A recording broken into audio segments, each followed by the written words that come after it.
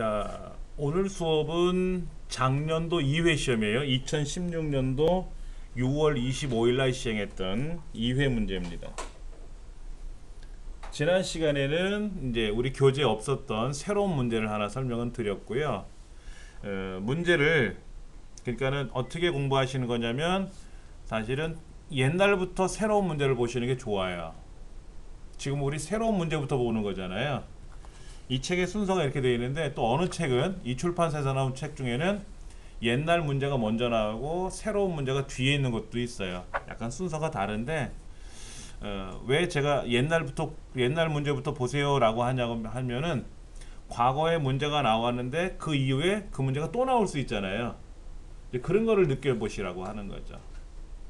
역으로 이 문제에 대해서 역으로 지금 우리는 새로운 문제부터 배우게 되면은 아, 과거에도 또 나왔구나 이렇게 생각하시면 되는 거죠. 예. 시험에 요즘 강세가 뭐냐면 컴퓨터 구조가 어떻게 생겼다 이런 것보다는 멀티미디어에 관한 거, 그 다음에 통신에 관한 거, 보안, 컴퓨터 윤리 이런 것들이 아무래도 시험에 강세예요. 자, JPG 표준 그랬어요. JPG 표준. 이거는 스마트폰으로 사진을 찰칵 찍게 되면은 그것이 JPG 사진으로 저장이 돼요. 디카로 찰칵 찍으면 JPG라는 형태로 저장이 되는 거예요. 근데 JPEG는 그런 거 있죠. 우리 멀티미디어 데이터에 대한 특성이 뭐라 그랬어요? 멀티미디어는 대용량. 용량이 크다는 말씀을 먼저 드렸을 거예요. 용량이 가면 갈수록 커져요. 그러다 보니까 어떻게 될까요? 이 큰 용량을 어떻게 처리해야 될까요? 압축하는 기술이 필요해요. 압축 기술. 압축을 하고 압축을 풀어야 되고 하는 게 나오거든요. 그거를 다른 말로는 우리 코덱이라고도 해요. 코덱 들어보셨어요? 네, 코덱이 두 가지 형태예요. 아날로그를 디지털로 바꾸고 디지털을 아날로그로 바꾸는 거. 아날로그 데이터를 디지털로 바꾸고 디지털로 보관해 두는 거예요. 그리고 얘를 재생을 할 때는 다시 아날로그로 재생을 합니다. 여러분들 소리 제가 지금 이야기하고 있는 이 소리는 아날로그 형태입니까? 디지털 형태입니까? 아날로그 형태예요. 그런데 이 아날로그 형태를 컴퓨터 안에다 저장을 하려고 보니까 파일로 보관할 수밖에 없잖아요. 그러니까 디지털 형태로 저장을 해야 된다는 거죠. 왜냐면 오디오 테이프, 카세트 테이프에다 저장할 수가 없잖아요. 그래서 디지털 파일로 보관을 해뒀다가 얘를 재생을 하면 그때 다시 얘가 아날로그 형태로 재생이 되는 겁니다. 이거를 우리는 코덱이라고도 부르고요. 그 다음에 압축해서 보관했던 거를 압축을 풀어서 재생을 해야 되잖아요. 압축해서 보관했던 거를 갖고 있다가 압축을 풀어서 재생하는 거예요. 그때 압축해서 보관할 때 디지털로 보관하는 거죠. 그거를 풀어서 재생할 때는 아날로그로 재생하는 거고요. 그러니까 그게 코덱이라는 말이 들어가는 거예요. 근데 이런 것들 중에서 이미지라는 것 그림이죠. 사진 같은 거. 대표적인 게 뭐가 있나요? JPEG인데 줄여서 JPE라고 쓰다가 JPG 이렇게 표현을 한 거예요. 그 다음에 뭐 PNG 이런 것도 나오고요. GIF 이런 것도 나오고 책에 그렇게 나올 겁니다. 자, 이러한 것들이 되게 많이 나오는데 JPEG라는 말은요 사실은 단체 이름이에요. 우리 동영상 같은 경우에는 대표적으로 쓰는 게 MPEG거든요. MPEG 이것도 살짝 줄여서 MPE 또는 MPG 이렇게 표현을 했었어요. 이런 여러 가지가 나오는데 MPEG는 모션 픽처 익스포트 그룹, 모션 움직이는 픽처 그림에 대한 익스포트 그룹 전문가 단체다. 그런데 사진은요 단체가 하나가 아니라 두 개 단체가 모였나 봐요. 그래서 조인트 픽처 익스포트 그룹. 그래서 사진 전문가 단체가 모여가지고 그 형 그룹을 그러니까 뭐 표준을 만들었다라는 얘기예요. 그래서 얘를 JPEG JPEG이라고 줄여 쓰고 그거를 세 글자로 쓰기 위해서 JPE 또는 JPG 이렇게 표현을 한 거예요. 근데 문제는 JPG는 정지 화상이죠.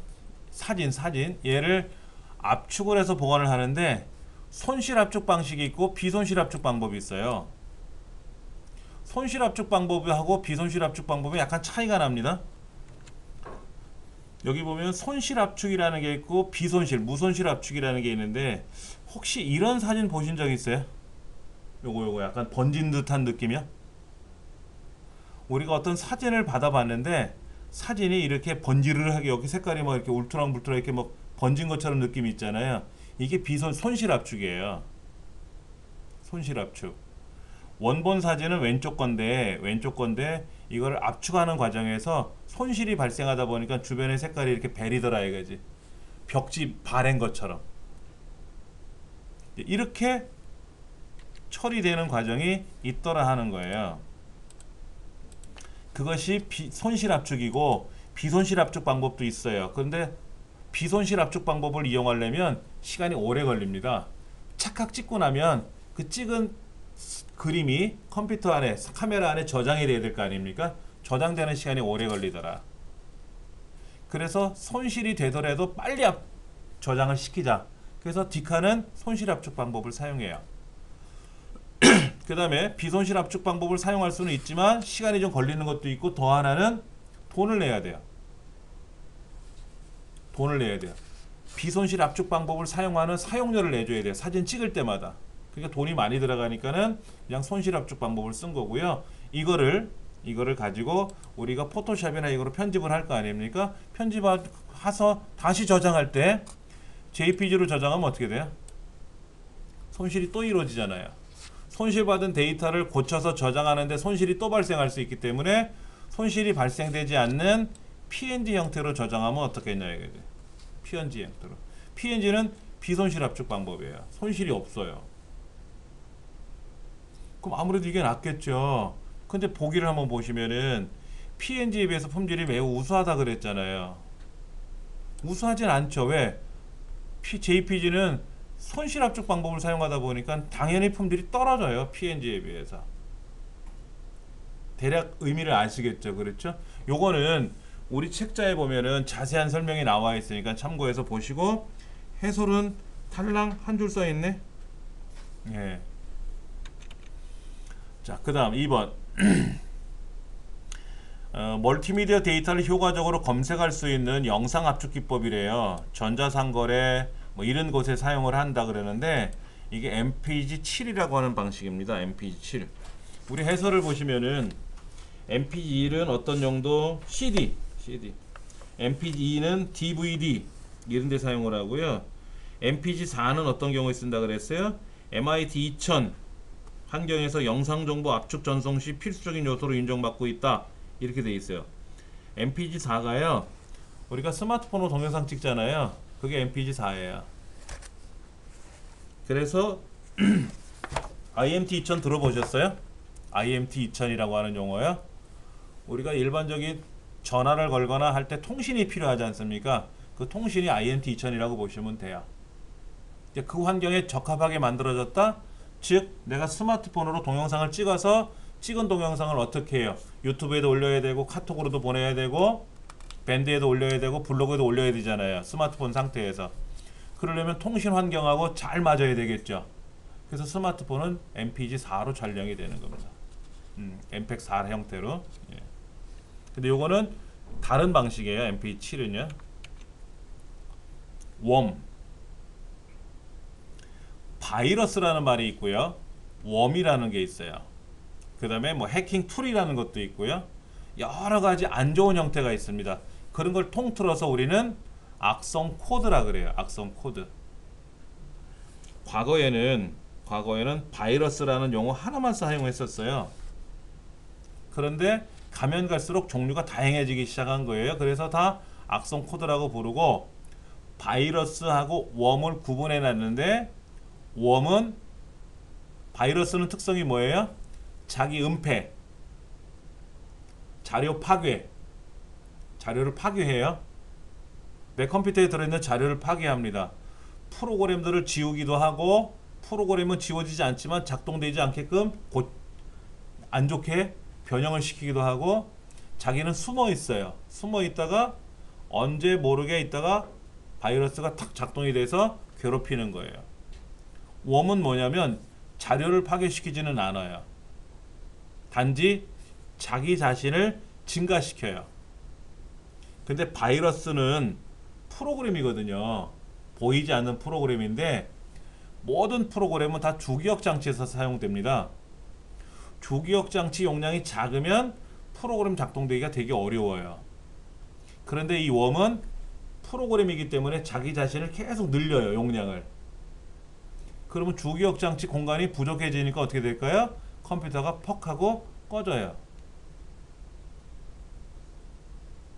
우리가 몸은 뚱뚱한데 옷을 작은 거 입으면 어떻게 돼요? 광고도 보면 나오잖아요. 단추가 탁 터지는 것처럼 자기 자신은 계속 늘어나는 거예요. 뱃살이 늘어나는 거예요.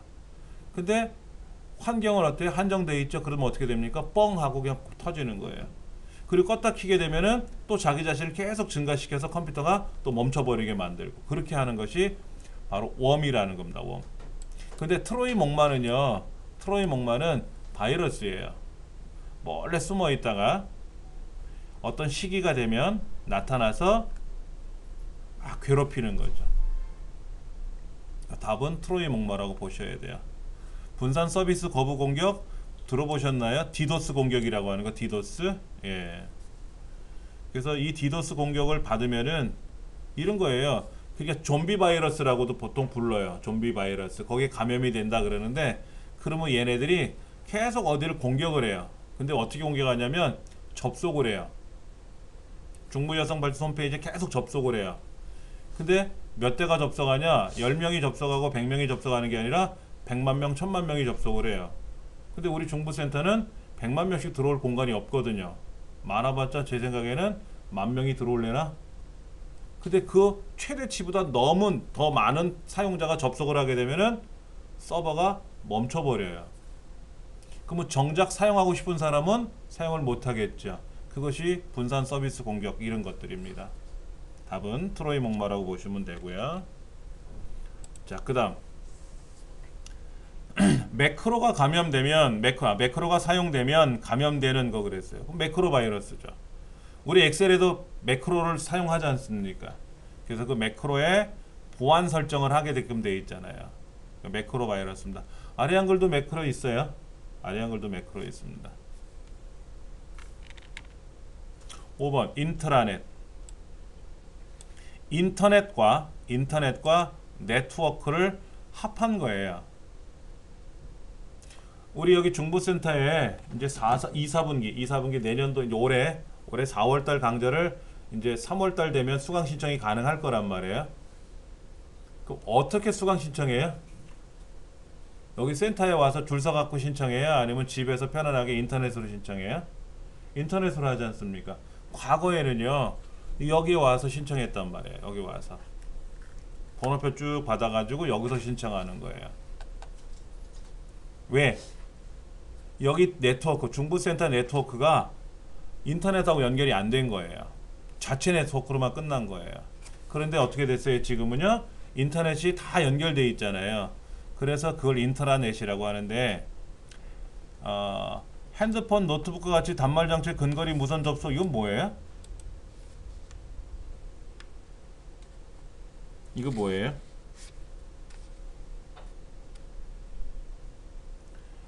답은 두 번째예요. 답은 두 번째. 세 번째는요.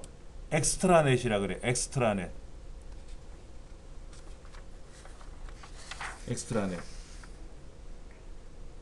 1번은 블루투스. 4번은 뭐? 그 책에 뭐라고 써 있습니까? 유즈넷. 다른 말로 뉴스그룹. 네 번째 보기는요. 유즈넷. 다른 말로 뉴스그룹이라고 됩니다. 지금으로 말하면 카페. 우리 인터넷 가면 카페 서비스 있잖아요. 네이버 카페 이런 거. 그런 카페 서비스 같은 걸 말합니다. 6번. 인터넷 서비스를 위한 프로토콜이 뭐라 그랬죠? 통신 규약이라 그랬어요. 규칙과 약속이요. 그럼 어떤 규칙과 약속이 있어야 되잖아요. 우리가 인터넷상에 들어가서 즉 인터넷을 실행하면은 네이버가 열리던 뭐 구글이 열리던 어디가 열릴 거 아닙니까? 그럼 거기 있는 글자를 클릭을 하면 어디가 뭐 링크 걸려서 넘어가고 뭐 딴 걸 볼 수도 있지 않습니까? 그렇게 해주기 위한 프로토콜이래요. 그게 바로 HTTP예요. HTTP. 우리 인터넷 보면 제일 앞에 HTTP하고 붙어요. 주소에. 예. 7번. 동시 접속사가 너무 많아요. 동시 접속사가 너무 많아요. 그러면 어떻게 할까요?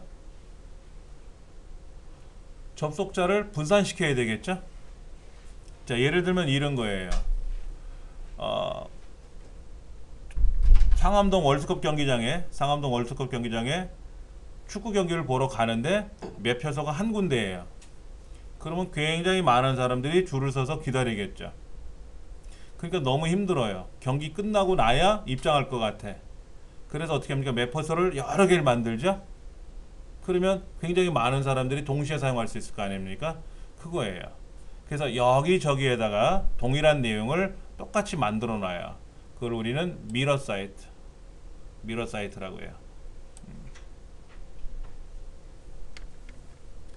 8번. 정보통신에서 뭐 라우터, 허브, 브릿지 이런 말들이 나오는데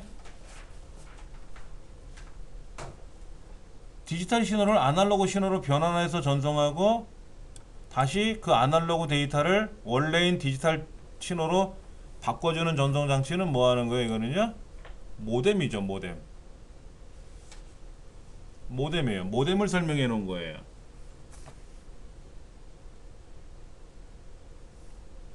브릿지는 뭐냐면은요, 두 네트워크를 연결해 줄 때 쓰는 거예요. 이쪽 랜, 이쪽 통신망, 저쪽 통신망이 있단 말이에요. 그럼 그거를 서로 연결해 주는 거예요. 독립적으로 동작을 하는데 같은 프로토콜을 사용하는 통신망을 연결해 줄 때 브릿지 다리니까 연결해 줄 때 쓰는 거예요. 지금 해설은 모뎀 우리 가정에 하나씩 있잖아요, 다. 예. 3번이 모뎀이라고요? 어떤 거? 3번이 모뎀에 대한 설명이라고요? 요거는 모뎀에 관한 설명이라고. 모뎀. 그럼 여기 해설이 잘못된 거네요? 뭐 잘못됐어요? 아, 2번의 내용은 모뎀에 관한 설명입니다라고 했는데 3번의 설명이겠지? 3번의 설명. 예. 그 숫자를 잘못 써놨네. 그렇죠?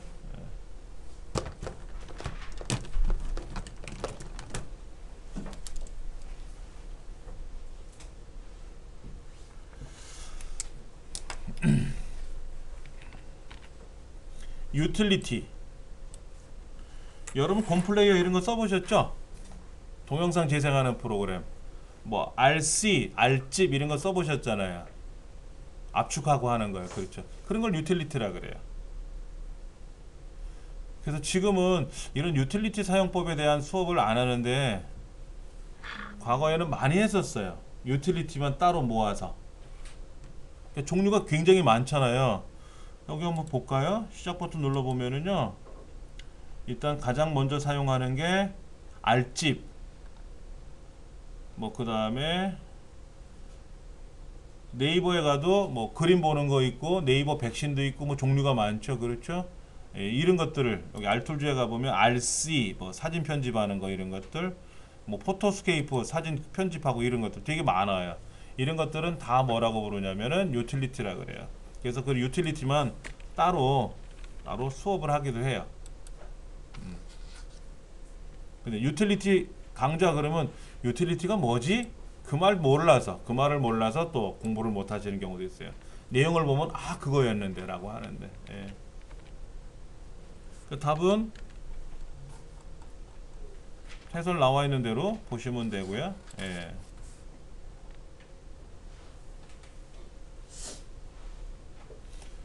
컴퓨터 동작에 필수적이고 컴퓨터를 이용하는 주 목적에 대한 일부 특정 작업을 수행하는 소프트웨어를 말한다. 이건 뭐예요? 시스템 소프트웨어 같은데요? 필수적인 건 아니죠. 우리가 곰플레이 없다고 해서 컴퓨터를 사용 못하는 건 아니지 않습니까? 그렇죠. 예. 자, 10번. 요즘 이런 문제가 많이 나오는데 좀 특이한 문제가 나왔어요. 자, 동적인 웹페이지를 제작한대요. HTML의 단점을 보완했는데 다이나믹하다는 거죠. 다이나믹. 그래서 HTML이에요. 우리 시험에 잘 나오는 언어가 HTML도 있지만은 이 DHTML, 요것도 잘 나와요. VRML, 가상현실, 버추얼. 요즘 VR이라고 나오잖아요. VR. 얼굴에다 이렇게 무슨 뭐 이렇게 쓰면 뭐 3차원 형태로 이렇게 3D로 보이고 하는 거 있잖아요. 거기다가 이제 가상현실 게임도 뭐 요즘 많이 나옵니다. 그냥 혼자 방에 들어가서 뭐 이렇게 뭐를 쓰고 그 뭐 놀이기구 같은 거 앞에 이렇게 딱 서가지고 막 걷기도 하고 그래요. 그러면 막 저기 뭐 목표물이 어디 나타나고 그런 사람이 여기저기 모여가지고 같이 게임을 하는데 마치 영화의 주인공처럼 막 경기를 해요. 그걸 쳐다보고 있으면 되게 우스꽝스러워요. 예. 자바라는 언어도 시험에 잘 나와요. 자바라는 언어도 시험에 잘 나오고요. 그 다음에 HTML5라는 것도 시험에 나와요. HTML5. 그거는 우리 해설해 보면 설명이 좀 나올 것 같아요. 잘은 안 나왔는데 우리 요약집에 가서 보시면 좀 나올 겁니다. 11번 문제. 롬이라는 건 뭐죠? 컴퓨터의 기억장치 중에는 주기억장치, 보조기억장치 이렇게 나눠지고 이 주기억장치는 램이라는 거와 롬이라는 거로 나눠요. 램은 읽고 쓰고 지우고가 가능한 거고 롬은 read only memory, 오직 읽어내기만 하는 그러한 기능을 갖고 있는 메모리다라고 되어 있어요. 그러니까 롬은 하드웨어죠. 롬은 하드웨어예요. 그렇죠. 반도체니까. 근데 그 안에 어떤 프로그램을 담아놔요. 롬 안에다가 어떤 프로그램을 담아놔요. 그러면 이 프로그램은 내가 꺼내 쓰면 되는 거죠. 그렇죠? 그러한 형태로 되어 있는 걸 뭐라고 부르냐라는 얘기예요. 쉽게 말하면 이걸 우리는 펌웨어라 그래요. 펌웨어. 여러분 디지털 피아노 안에는 칩이 있습니다. 그래서 우리가 디지털 피아노 전원을 켜고 뭐 악기 소리를 선택을 하고 건반을 누르면 그 악기 소리로 연주가 돼요. 일반 피아노하고 달리. 그렇죠? 그러면 그 악기 소리가 재생이 되게끔 어떤 프로그램을 만들어 넣어놨을 거 아닙니까? 칩에다가. 그것도 펌웨어예요. 그 다음에 우리가 내비게이션이나 이런 것들도 업데이트를 해줘야 되잖아요. 그렇죠? 지역이 변경되거나 하는 것들. 그러면 내비게이션 안에 있는 어떤 메모리 칩을 가지고 우리가 복사를 해가지고 집어넣기도 한단 말이에요. 그것도 펌웨어가 될 수 있어요. 네. 12번. 비트라는 말은 뭐죠? 비트? 0이냐 1이냐를 표현하는 거예요. 그 0이냐 1이냐를 8개가 모이면, 비트가 8개가 모이면 바이트가 돼요. 바이트. 그게 한 글자예요. 근데 8개씩 표현하기가 너무 길어서 얘를 4개로 쪼갰죠. 4비트로 쪼개놨죠. 그걸 니블이라고 합니다. 니블. 워드는 3가지가 있어요. 하프워드, 풀워드, 더블워드. 풀워드가 4바이트, 하프워드는 2분의 2바이트, 더블워드는 2배 8바이트. 그 해설해 보시면 자세한 설명이 나와 있는데요. 옥테트라고 써 있는데 이거는 좀 처음 들어보는 것 같아요. 무슨 말인지. 플래시 메모리. 플래시 메모리는 본래 주기억 장치로 사용했던 롬에는 종류가 여러 가지가 있어요. 해설이 짧게 끝나버렸네. 마스크롬, 피롬, EP롬, EEP롬 이런 게 있단 말이에요. 그 EEP롬이 플래시 메모리로 이제 환경이 바뀌기 시작한 거예요. EEP롬은 롬인데 양이 조금만 저장이 돼요. 근데 이 롬의 장점 중에 뭐가 있냐면은 전원을 꺼도 내용이 지워지지가 않아요. 그러면 중요한 자료를 이 안에 넣어놓고 그냥 10년이고 100년이고 둬도 지워지지 않으면 좋겠다. 그런데 이 필름은 용량이 작으니까 용량을 좀 늘려서 사용해보자. 그렇게 해서 만든 게 플래시 메모리예요. 그래서 우리 디카 메모리라든지 이런 곳에 많이 사용을 했죠. 예.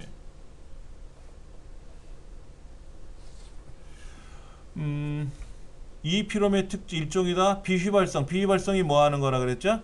전원을 꺼도 지워지지 않는 거예요. 전력 소모가 적고요. 속도가 빨라요. 트랙이라고 하는 것은 트랙이라고 하는 거는 우리가 흔히 말해서 그 운동장에 이렇게 뜀박질하는 그 코스를 트랙이라고 하잖아요. 그렇죠? 그 플래시 메모리는 반도체 칩에 저장되는 거기 때문에 트랙 단위로 저장되지는 않아요. 13번에 3번이 좀 잘못된 것 같고요. 누산기. 자, 우리 교재 83페이지 보시면 거기에 제어 장치와 연산 장치에 관한 여러 가지 설명이 나오는데, 누산기는 정확한 명칭이 어큐뮬레이터 레지스터예요. 레지스터. 어큐뮬레이터 레지스터의 명칭을 줄여서 어큐뮬레이터라고만 얘기하고 줄여서 ACC라고도 얘기해요. ACC. 우리말로는 누산기. 그래서 시험에는 우리말로만 표현되고 또는 영문으로만 표기되지 않고 이렇게 같이 우리말하고 영문을 혼합해서 표기를 합니다. 얘는 연산 결과를 그때그때마다 일시적으로 기억해주는 장치예요. 명령어를 기억하는 장치, 명령어를 해독하는 장치, 명령어의 순서를 기억하는 장치. 순서? 순서라는 건 뭐예요? 다음에 실행할 명령이 어딘가에 있는지를 기억하는 거겠죠? 그건 뭐예요? 책에 뭐라고 되어 있습니까? 프로그램 카운터. 프로그램 카운터라고 볼 수 있고요. 명령어를 기억하는 장치는 뭐예요? 명령어를 기억한다? 현재 실행하는 명령어가 뭐냐? 인스트럭션 레지스터, 명령어 레지스터. IR이라고 적혀 있는 거 있어요. 명령어 레지스터. 그 다음에 명령을 해독하는 장치는 뭐예요? 해독키, 디코더라고 하는 거죠. 5 더하기 3 그런데 야 더하기가 뭐니? 더하기를 뭐 어떻게 하는 게 더하기야? 라고 물어보면은 더하기는 이런 거야 라고 해설을 풀어줘야 될 거 아닙니까? 그게 명령 해독기에 관한 역할이에요. 그래서 14번에 1번을 제외한 나머지 2, 3, 4번은 제어 프로그램, 제어 장치 안에 들어있는 거고요.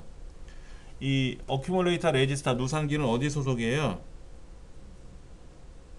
연산장치 소속이잖아요. 연산장치 소속 중에는 크게 세 가지, 가산기, 보수기, 누산기, 이 세 가지 꼭 기억하셔야 돼요.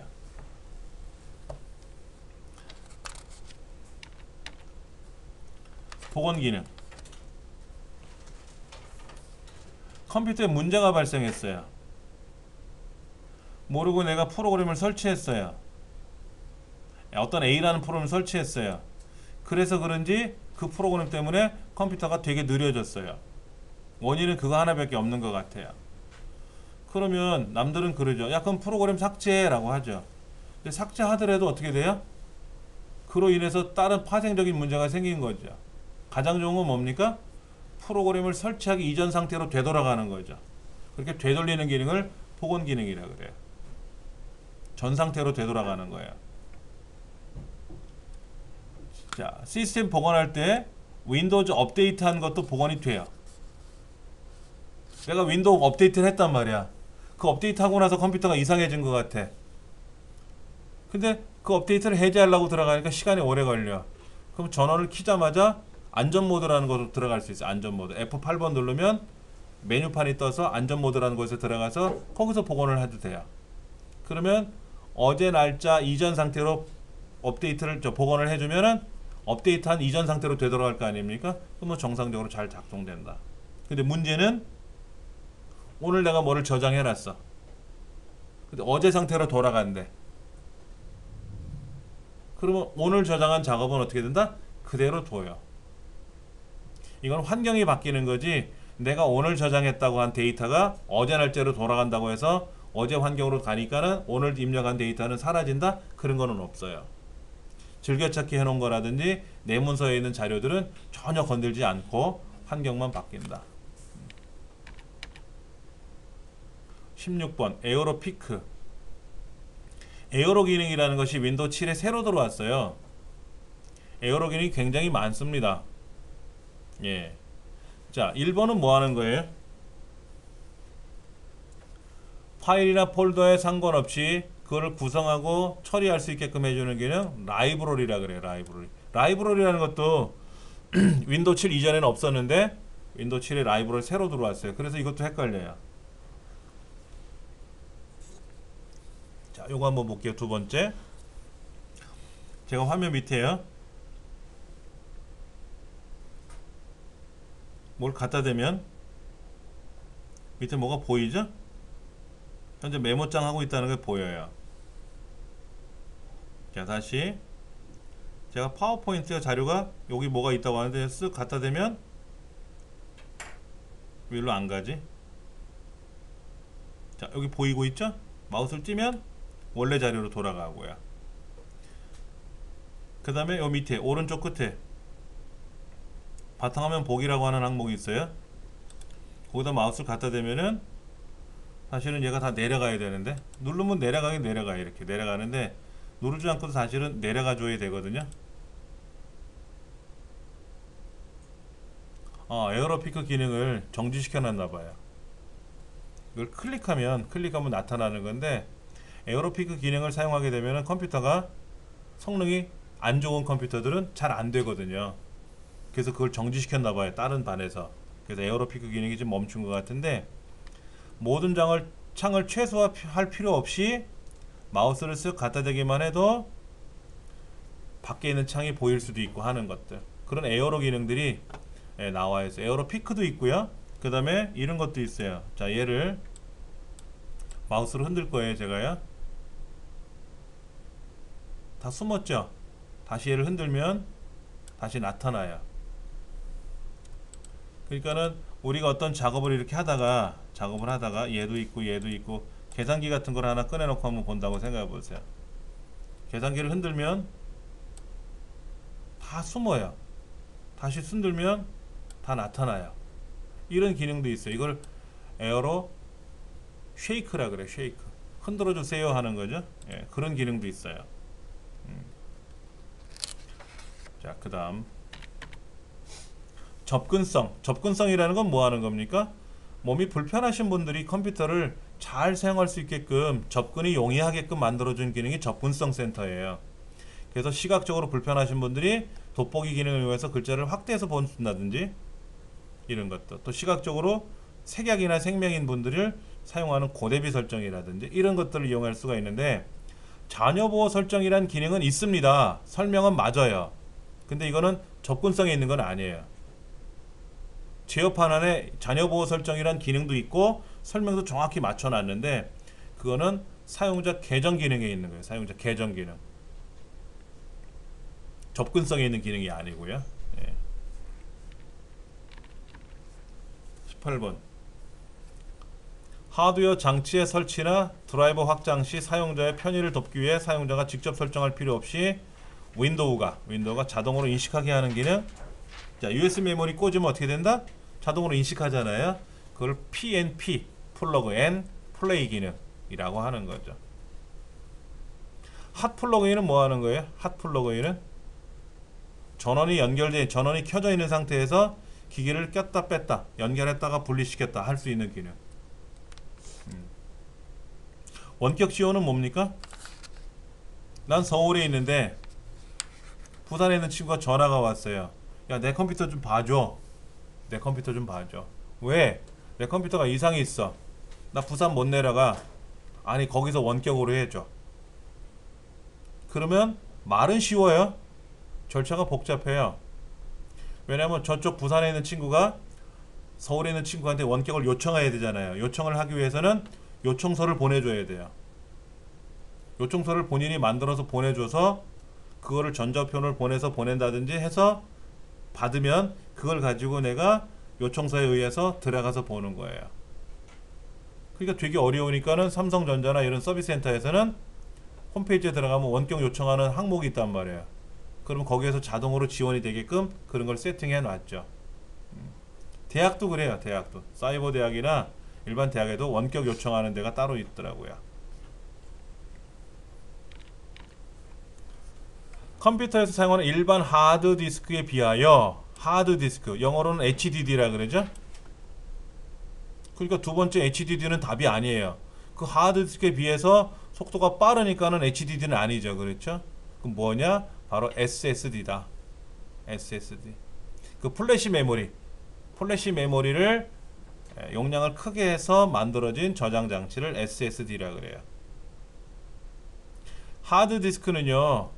가장 큰 단점이 뭐냐면 회전체예요. 회전체. 1분에 7200바퀴 돌아가는 회전체예요. 그래서 회전을 하다 보면 소음, 진동, 발열, 뜨거워요. 웅웅거릴 수도 있고요.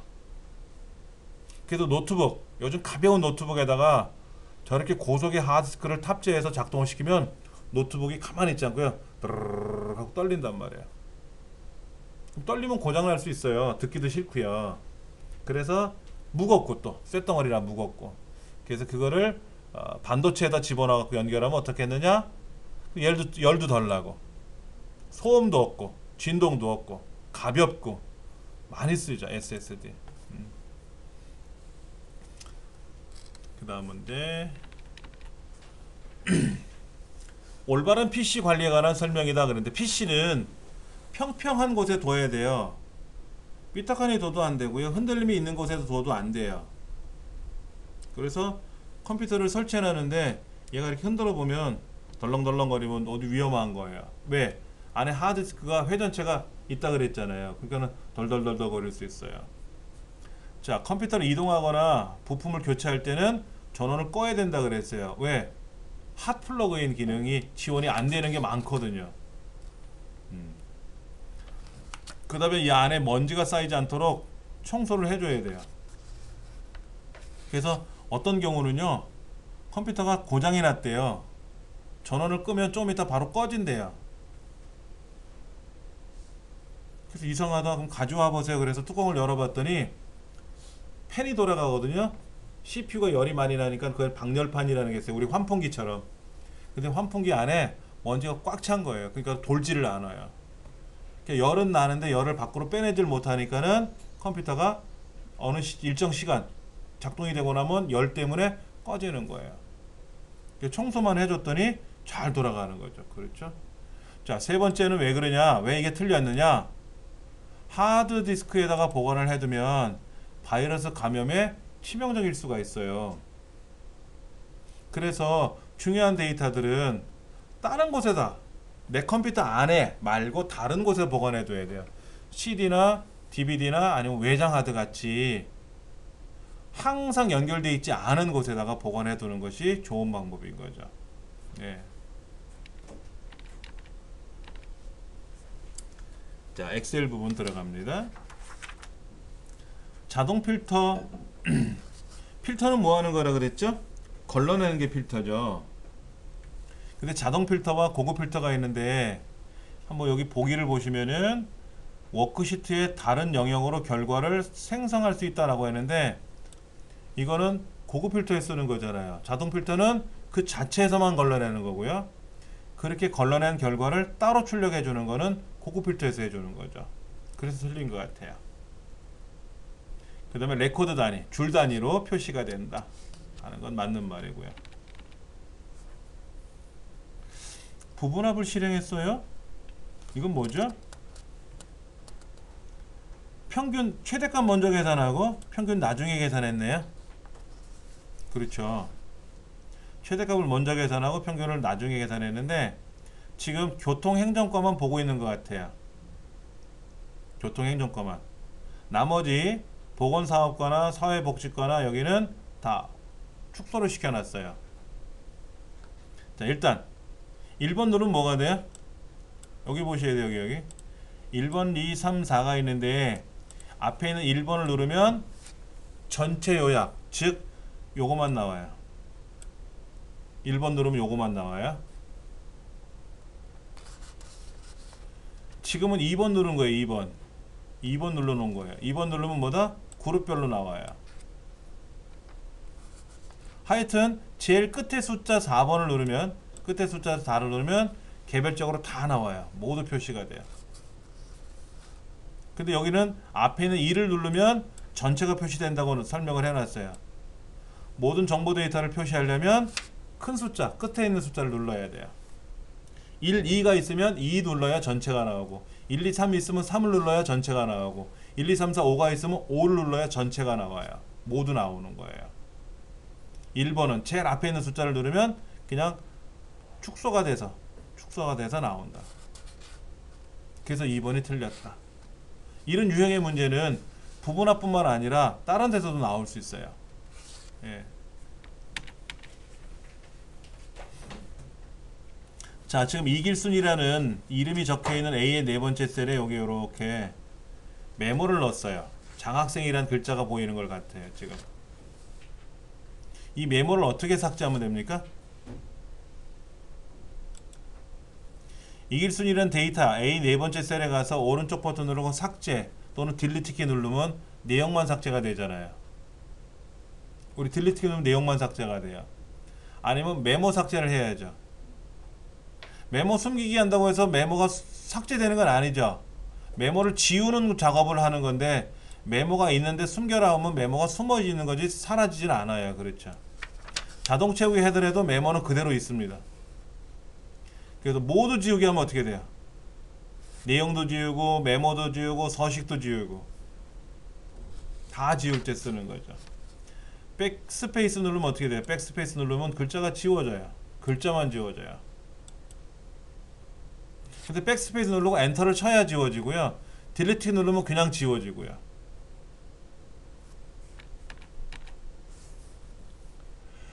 매크로 대화 상자에서 옵션 단추를 누르면 설명을 바꾸거나 컨트롤 C 뭐 이런 바로하기 키를 바꿀 수가 있고요.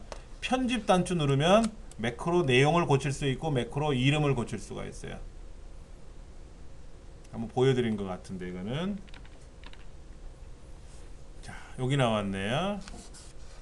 5054.2를 샵샵샵 했어요. 샵샵샵이 뭐예요? 유효 숫자 세 자리를 출력해라 이런 얘기예요. 근데 5054.2인데 소수점 이하는 표시를 하라는 말이 없어요. 반올림에 의해서 .2는 사라졌어요. 근데 5054가 4자리지만 3자리만 출력하라고 해서 3자리만 나오는 게 아니라 3자리 이상이니까 5054 그대로 다 나와요. 1번은 이상 없어요. 2번 대한민국이라는 글자에다가 골뱅이 파이팅이라고 썼네요. 그러면 대한민국 파이팅이 되는 거예요. 골뱅이가 글자란 뜻입니다. 자 15시 30분 22초인데 이거를 시간 2자리, 분 2자리, 초 2자리 대신에 AM이냐 PM이냐를 선택하라고 되어 있어요. 그럼 15시니까 오후 3시잖아요. 03이라고 나와야죠. 03시 30분 22초라고 나와야 되는데 그냥 3시로만 나왔잖아요. HH 2자리인데 그래서 틀린 거예요. 자 2013년 02월 01일 얘를 DDD 썼어요. DDD D 하나는 월 한 자리 아니 데이 한 자리 D 두 개를 쓰면 며칠인지 두 자리 D 세 개 쓰면 뭐예요? 요일을 줄여서 쓰기. DDD 네 개 쓰면 어떻게 된다? 프라이가 아니라 프라이데이 이렇게 풀네임으로 나오는 거죠. 우리말로 나오려면 AAA냐 A 네 개냐 하는 거. 그러니까 3번이 틀렸다. 얘는 여러 번 나온 문제예요. 틀 고정을 하기 위해서는 어떻게 하는 거예요? 자, 우리가 어떤 거를 지정을 하기 위해서 한번 보여드릴게요. 엑셀에서 뭐를 지정을 해요? 지금 제가 여기다 클릭했어요. 여기다 클릭하고 보기에 가서 틀 고정을 합니다. 그러면 현재 선택되어 있는 셀 위 왼쪽이 고정이 되는 거예요. 나를 기준으로 내 위에가 고정이 되는 거고요. 내 오른쪽이 고정이 되는 거예요. 근데 문제 뭐라고 되어 있냐면은 아래쪽에 있는 거와 오른쪽에 있는 게 고정이 된다 그랬죠. 고정이라는 말은 기본적인 내 현재 위치의 위쪽과 왼쪽이 고정되는 거예요. 예. 설명이 틀린 거죠. 그렇죠. 틀 고정은 위치를 마우스로 조정할 수가 없어요. 그러나 창을 나누기 하면은 이거는 내가 마우스로 위치를 바꿀 수는 있어요. 마우스로 바꿀 수는 있어요. 그러니까는 3번도 맞는 말이고요. 예. 하여튼 1번이 틀렸네요. 채우기 핸들을 이용해서 데이터를 입력하는 방법 그랬는데 컨트롤 D, 컨트롤 R이라는 것도 있어요. 컨트롤 D는 뭐냐면요. 다운. 컨트롤 R은 라이트. 자, 보여드릴게요. 여기 홍길동이라고 썼어요. 홍길동. 자, 컨트롤 잠깐만요. D라 그랬죠? 컨트롤 D. 위에 있는 게 아래로 내려와요. 그럼 왼쪽에 있는 게 오른쪽에 나타나면 컨트롤 R. 여기는 없죠? 여기는 이쪽에 와야 되니까 여기 없잖아요. 그렇죠? 여기 있는 게 일로 올리면 컨트롤 R. 그냥 옆에 있는 거 왼쪽에 있는 거 똑같이 복제할까? 그럼 컨트롤 R. 라이트. 얘를 아래쪽으로 복제할까? 그럼 컨트롤 D. 컨트롤 L은 없어요. 오른쪽에 있는 거를 왼쪽에다 복제하라 이런 건 없고요. 오른쪽이나 아래쪽으로 내려가는 거잖아요. 그렇죠? 그러니까 오른쪽으로 가면서 아래로 내려가면서는 복제가 되지만 위로 올라가면서 왼쪽으로 가는 건 없어요. 그러니까 이런 말은 있어요. 이런 걸 설명을 드린 적은 없지만, 예. 자, 그 다음에 숫자가 입력된 셀을 컨트롤 키 눌러서 아래로 끌면 어떻게 돼요? 본래 컨트롤 키 누르고 드래그하면 복제가 되는 건데 숫자가 달랑 하나만 써 있어요. 달랑 하나만 써 있는데 얘를 자동 채우기 하면 똑같은 숫자가 똑같이 나오고요. 만약에 여기다 10라고 써놓고 컨트롤 키 눌러서 드래그하면 증가가 되죠. 증가가 돼요. 똑같은 내용이 복사되는 건 아니에요. 이건 허를 찌르는 거예요. 본래 컨트롤 키 누르고 드래그하면 복제가 되는 게 기본적인 원칙입니다. 아래 한글이든 엑셀이든 파워포인트든. 근데 셀에서는 만약에 여기다가 홍길동이라고 써놓고 그냥 드래그하면 복제. 컨트롤 키 눌러서 드래그해도 복제. 근데 예를 들어서 홍삼 이렇게 숫자가 적혀 있는 거를 드래그하면 증가. 컨트롤 키 눌러서 드래그하면 복제. 그때 복제가 돼요. 근데 숫자는 예외야. 숫자는 예외. 그냥 드래그하면 복제, 컨트롤 키 눌러서 드래그하면 증가. 그런 게 좀 헷갈릴 수 있어요. 페이지 나누기 미리 보기 상태는요, 이거예요. 지금 어디까지가 한 페이지인지 모르잖아요. 그래서 보기라는 메뉴에 가면 페이지 나누기 미리 보기를 누르시면 아하, 여기까지가 한 페이지고 얘는 페이지가 또 오른쪽 2페이지가 되나 봐요. 이 상태에서도 화면을 크게 볼 수도 있고요. 여기다 고칠 수도 있어요. 데이터 다 들어오잖아요. 드래그하고 다 가능하잖아요. 편집 다 돼요. 페이지 나누기 미리 보기 상태에서 데이터 입력할 수 있고 고칠 수 있고 다 할 수 있어요. 자, 그 다음에 여기는 자동으로 페이지가 이만큼 1페이지라는 뜻이에요. 근데 이거를 제가 이렇게 옮겨요. 여기까지 1페이지로 만들 거야. 나머지 2페이지로 할 거야. 그때 여기가 뭐 어떻게 됐어요? 실선이 됐어요. 실선. 아까 점설이었는데 실선이 되면 뭐다? 사용자가 임의적으로 페이지를 나누게 한 거예요.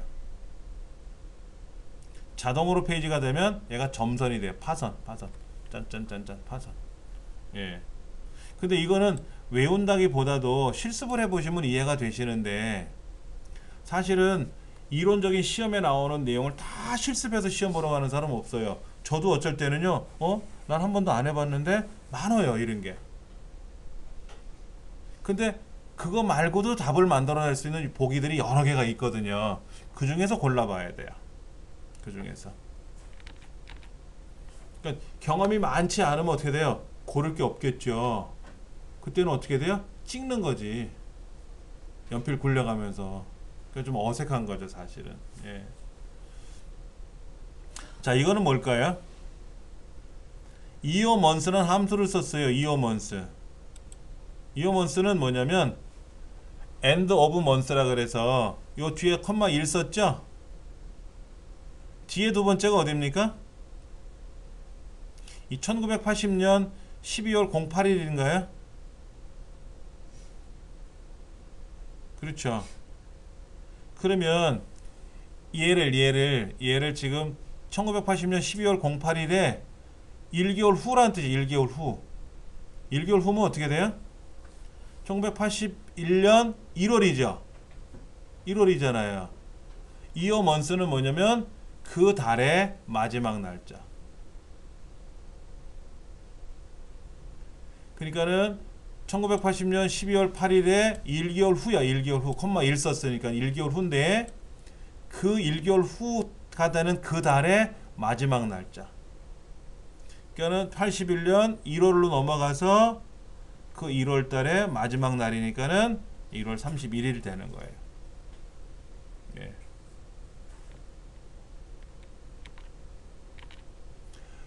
매크로. 매크로 이름은 대소문자 구별을 한다 안 한다? 보통 이름을 지정해 줄 때는 대소문자 구별을 안 해요. 대소문자를 구별하지 않아요. 그렇죠. 공백 사용할 수 없죠? 공백 사용할 수 없어요. 예. 그 틀렸네요. 그 다음에 패스워드를 지정해 줄 때는 대소문자를 반드시 구분합니다. 그 다음에 매크로 바로하기 키라 그래서 컨트롤하고 뭘 넣어주는 게 있는데 그때는 알파벳, 대소문자를 구별해서 알파벳만 들어가요. 그리고 보편적으로 대소문자는 구분하지 않습니다. 파일명이나 폴더명이나 여기에서는. 나머지는 다 맞는 말들이고요. 자, 오드. 오드라는 말이 나왔어요. 오드. 오드가 뭐냐면 홀수란 뜻이에요. 홀수.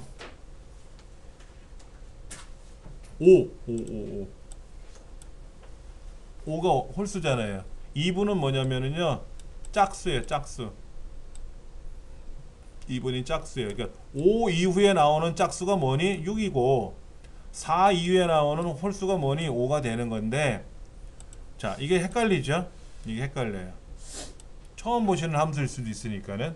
자, 파워는 뭐냐면 거듭 제곱 함수예요. 거듭 제곱. 5의 3승. 5의 3승. 5,3을 썼는데 15가 나왔다면 5 곱하기 3을 한 거죠. 이거는 프로덕트. PRODUCT. 프로덕트라는 함수가 있어요. 곱한다. 는 프로덕트 가로 열고 5,3 쓰면 5와 3을 곱하는 거고 블록을 잡아주면 블록 안에 있는 숫자를 다 곱하는 거예요. 우리 썸 쓰면 뭐가 되는 거예요? 합하는 거잖아요. 곱하는 거는 프로덕트라는 함수가 있어요. 파워는 5의 3승을 말하는데 5의 3승은 5 곱하기 5 곱하기 5죠? 5, 25, 25 곱하기 5 125 125인데 이 15라고 썼을 게 틀렸네요. MOD는 나머지 구하는 거죠? 나머지 구하는 거.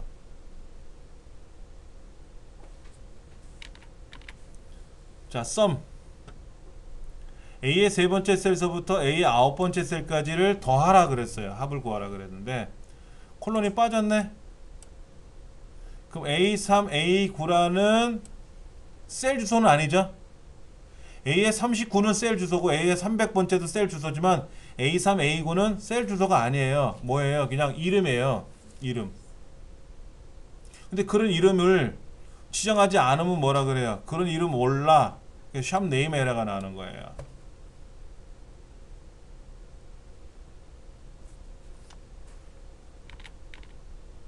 (33번) 도넛형 차트라고 되어 있어요. 도넛형 차트. 자, 도넛형 차트는 어떤 기능을 갖고 있는지 해설에 그 차트마다의 특성이 나와 있어요. 뭐 막대형은 뭐 어떤 특성이 갖고 있고 분산형은 어떤 특성이 갖고 있는데 하나의 고리에 하나의 데이터 계열을 표시한다. 하나의 고리에 여러 계열을 색상으로 표시하지 않고 하나의 고리에는 하나의 계열을 표시하는 건데 한번 해볼게요.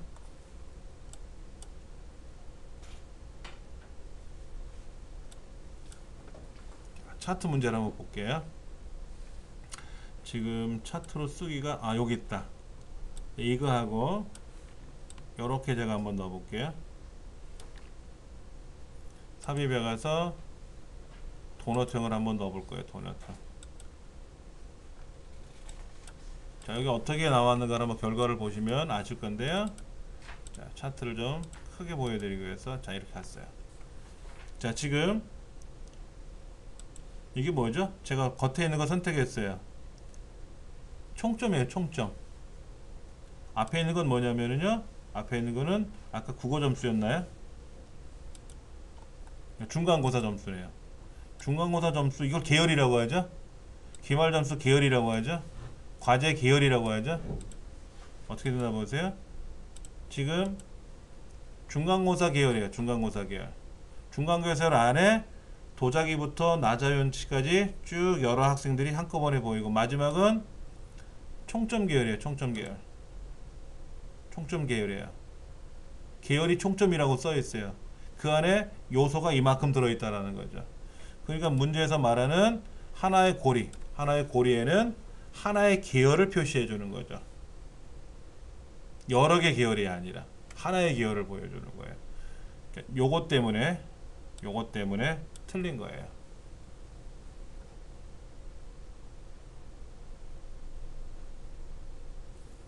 그 다음 문제. 피벗 테이블 보고서. 피벗 테이블 보고서는 원래 있는 데이터를 블럭 잡아서 삽입해 가서 우리 피벗 테이블을 했잖아요. 그 피벗 테이블을 한 후에 원본 데이터가 변경되면 어떻게 돼요? 피벗 테이블 보고서가 자동으로 반영되지 않고 새로 고침을 눌렀어요. 피벗 데이터의 피벗 함수에 들어가서 피벗 그 항목에 들어가서 새로 고침, 수동으로 새로 고침을 눌러야만이 자동으로 반영되는 건 아니다라는 거죠. 그 다음에 피벗 테이블을 삭제하면은 그 피벗 테이블하고 연결되어 있는 피벗 차트는 일반 차트로 변경된다고 말씀을 드렸고, 네 번째는 맞아요. 근데 원본 데이터가 변경되면 절대로 같이 반영되진 않다. 한번 해볼까요?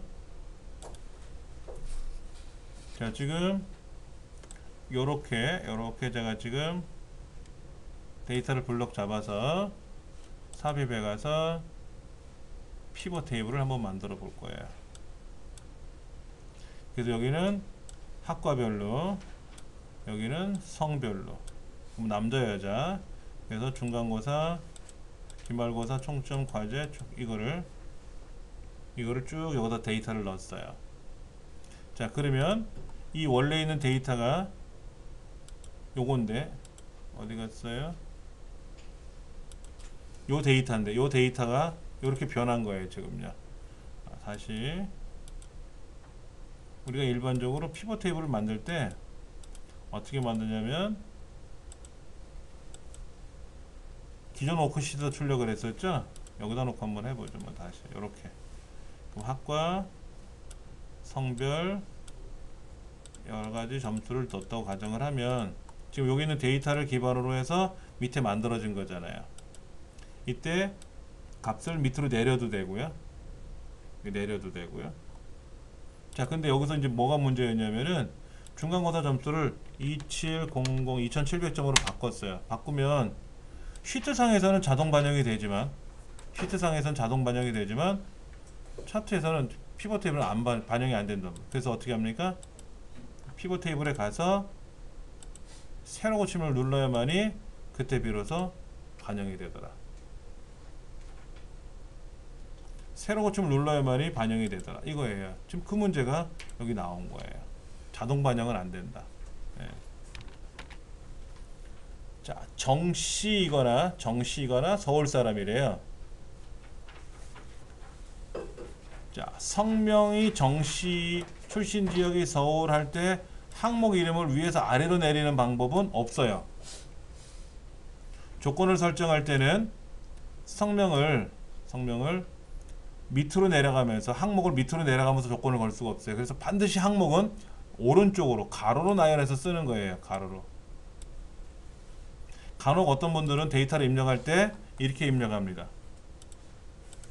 이름, 국어 점수, 영어 점수, 수학 점수.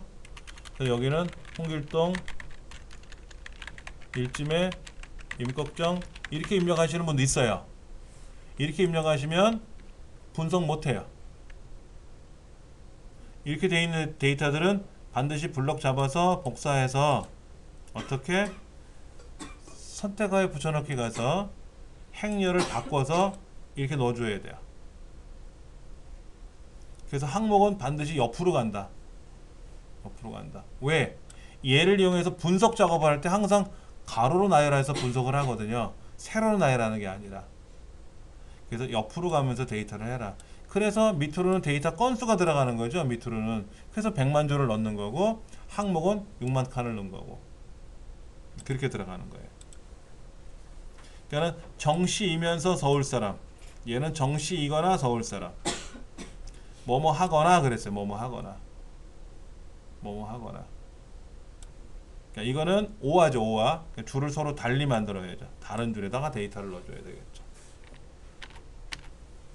셀 참조. 수식 작성 중에서 마우스로 클릭을 하는 경우 있어요. 어떻게 합니까 우리가? 자 여기 한번 숫자를 보세요.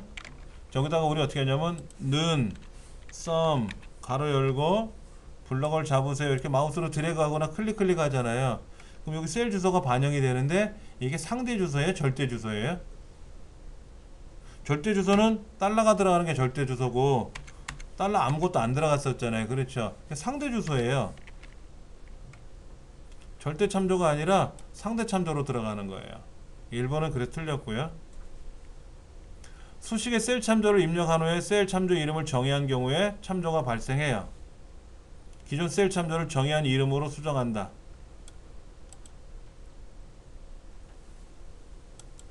자 보세요. 여기다가 제가 국어 점수라고 표시할 거예요. 여기다 국어 점수라고 표시하고요. 이거는 영어 점수라고 표시를 해야 되는데 영어 점수를 표시를 못했어요. 그래서 제가 여기다가 는 썸 국어라고 썼더니 국어 합계가 나왔어요.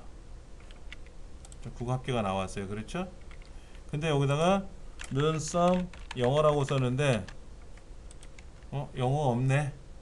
그래서 영어 이름 난 몰라 하고 네임 에러가 나는 거예요. 그래서 아차 블록 잡고 나서 영어라고 고칠 거 아닙니까? 이름을 등록할 거 아닙니까?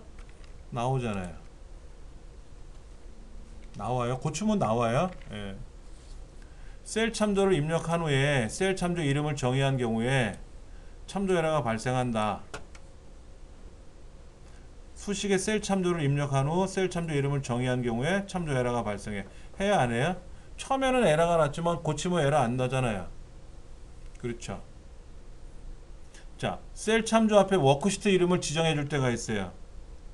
지금 여기에서 뭐라고 쓸 거냐면요. 는 시트 2번에 있는 요 값하고 더하기 시트 3번에 있는 요 값하고 더할 거예요. 근데 시트 3번에 여기 아무것도 없었는데 제가 숫자를 쓰면 얘랑 더해서 들어와요. 자세히 보시면은 느낌표라고 찍혔어요. 느낌표가 뭐냐면 시트 이름이에요. 시트 이름. 그래서 여기가 만약에 1사분기다. 여기는 만약에 시트 이름이 영업 한 칸 띄고 실적. 여기는 시트 명칭이 한 칸 띄었어요. 영업 실적이라고 한 칸 띄었어요. 여기는 1사분기라서 시트를 붙였어요. 그럼 얘는 뭐라고 나온다? 영업 실적이 어떻게 됐어요? 빈칸이 들어갔잖아요. 빈칸이 들어가서 헛다운표가 들어가요. 얘는 숫자로 시작했죠?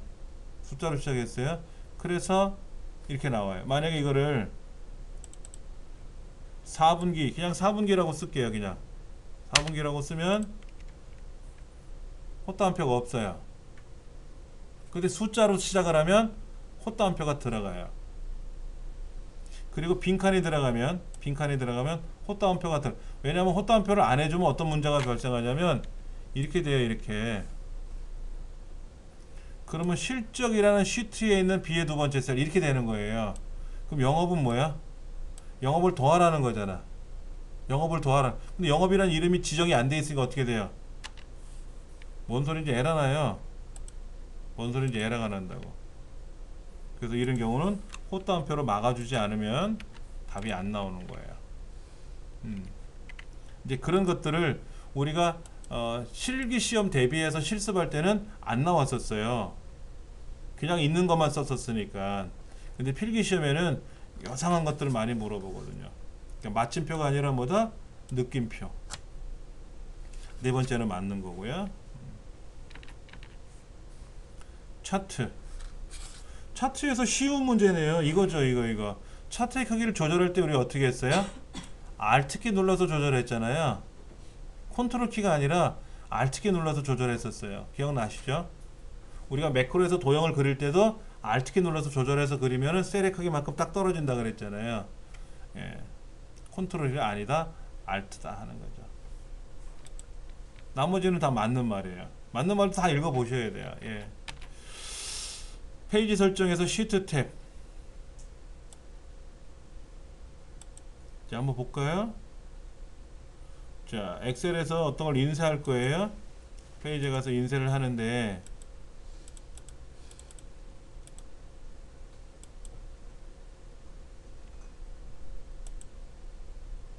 페이지 설정에 가면 시트 탭이라고 있죠. 시트 탭. 자, 페이지 탭, 여백 탭, 머리글, 바닥글 탭, 시트 탭이 있는데 아까 이 문제에서 가운데 맞춤을 설정해라 라고 하는 것은요, 여백 탭에 가면 가운데 맞춤을 하라는 항목이 있어요. 여백 탭에 있어요. 여백 탭. 좌우상하 여백을 해줘 가지고 얘를 가로 가운데 넣어줘라 그러면 얘가 가로 가운데 나오고, 세로 가운데라 하면 세로 가운데가 나오는 거예요. 시트 탭에 있는 게 아니라 어디 있다? 여백 탭에 있는 거예요. 그게 틀렸네요. 나머지는 다 맞는 말이에요.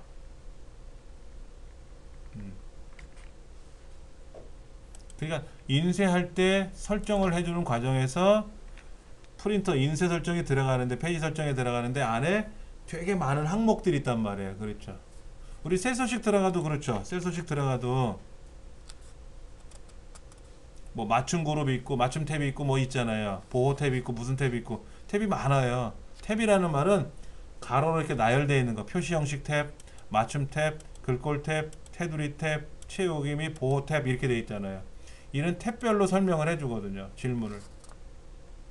근데 우리는 습관적으로 그냥 셀 서식 들어가면 사용자 지정하는 것만 했단 말이야. 저 두 번째 있는 거에 가서 뭐 맞춤인 거는 알겠는데 두 번째 가서 뭐를 하거나 이렇게 했었지, 그게 표시 형식 탭인지 맞춤 탭인지는 모르고 그냥 사용자 지정에 온 게 많아요. 책에서도 보면 어디 가서 뭐를 클릭하라 이렇게만 설명을 해놨지 그에 대한 세밀한 설명을 안 해놨단 말이에요. 그래서 문제를 이렇게 내면은 페이지 설정은 봤는데 시트 탭이 뭐지? 일반 탭이 무슨 탭이 있었더라? 헷갈리는 거예요. 그래서 많이 보셔야 돼요. 자, 붙여넣기에 가면은요, 엑셀 2010하고 또 달라요. 엑셀 2010은 메뉴가 좀 약간 다른데, 하여튼 제가 한번 해볼게요. 블럭을 잡아서 복사를 누르면 붙여넣기라는 항목이 있어요. 붙여넣기라는 항목. 값 붙여넣기, 테두리 없음 붙여넣기, 바꾸기, 연결하여 붙여넣기, 선택하여 붙여넣기 있는데, 보기에 뭐라고 했어요? 테두리 없음 있어요? 테두리만 있어요? 테두리 없으면 있죠? 테두리 없으면 있잖아요. 그렇죠? 테두리만 붙여넣기라는 말은 없어요. 이런 말은 없습니다. 예. 근데 세 번째는 아예 메뉴판에 없는 메뉴다. 이렇게 보시면 되죠. 차트. 이 문제도 여러 번 문제가 나왔는데요. 이런 유형의 문제가 많이 나왔는데, 자, 보시면 지금 이 국어 점수하고 영어 점수가 어떻게 됐어요? 겹쳤죠? 막대 그래프가 반 정도 겹친 것 같은데, 계열 겹치기 값을 0보다 작은 값을 쓰면 어떻게 되냐 라는 건데, 겹치기를, 자, 뭐 여기 들어가 볼까요? 이름하고 중간 기말고사에 대한 점수를 제가 한번 차트로 만들어 볼게요. 얘가 지금 점수가 너무 커서 그러니까는 자 이렇게 나왔어요. 이렇게 나왔고요. 너무 많다. 너무 많아. 인간적으로 너무 많아서 좀 뺄게요.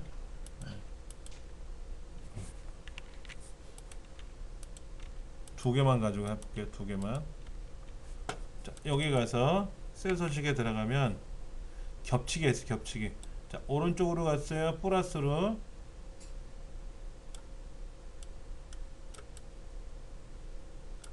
자, 100% 하면 어떻게 돼요? 완전 겹친 거죠. 0 하면 뭐가 돼요? 겹치기 안 하겠다라는 거죠. 마이너스로 가면 어떻게 돼요? 벌어지죠. 벌어져요. 우리 문제에 뭐라고 써있냐면은 겹치기 값을 0보다 크게 해서 겹친 거예요. 작게 하면 벌어져요. 그렇죠?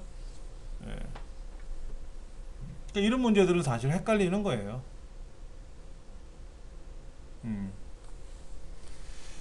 자, 40번 문제까지 풀어봤고요. 4번이요? 윤곽 기호를 이용하여 워크시트와 차트의 수준 3에 정보행이 표시되지 않도록 설정하였다. 윤곽 기호가 뭐예요? 윤곽 기호?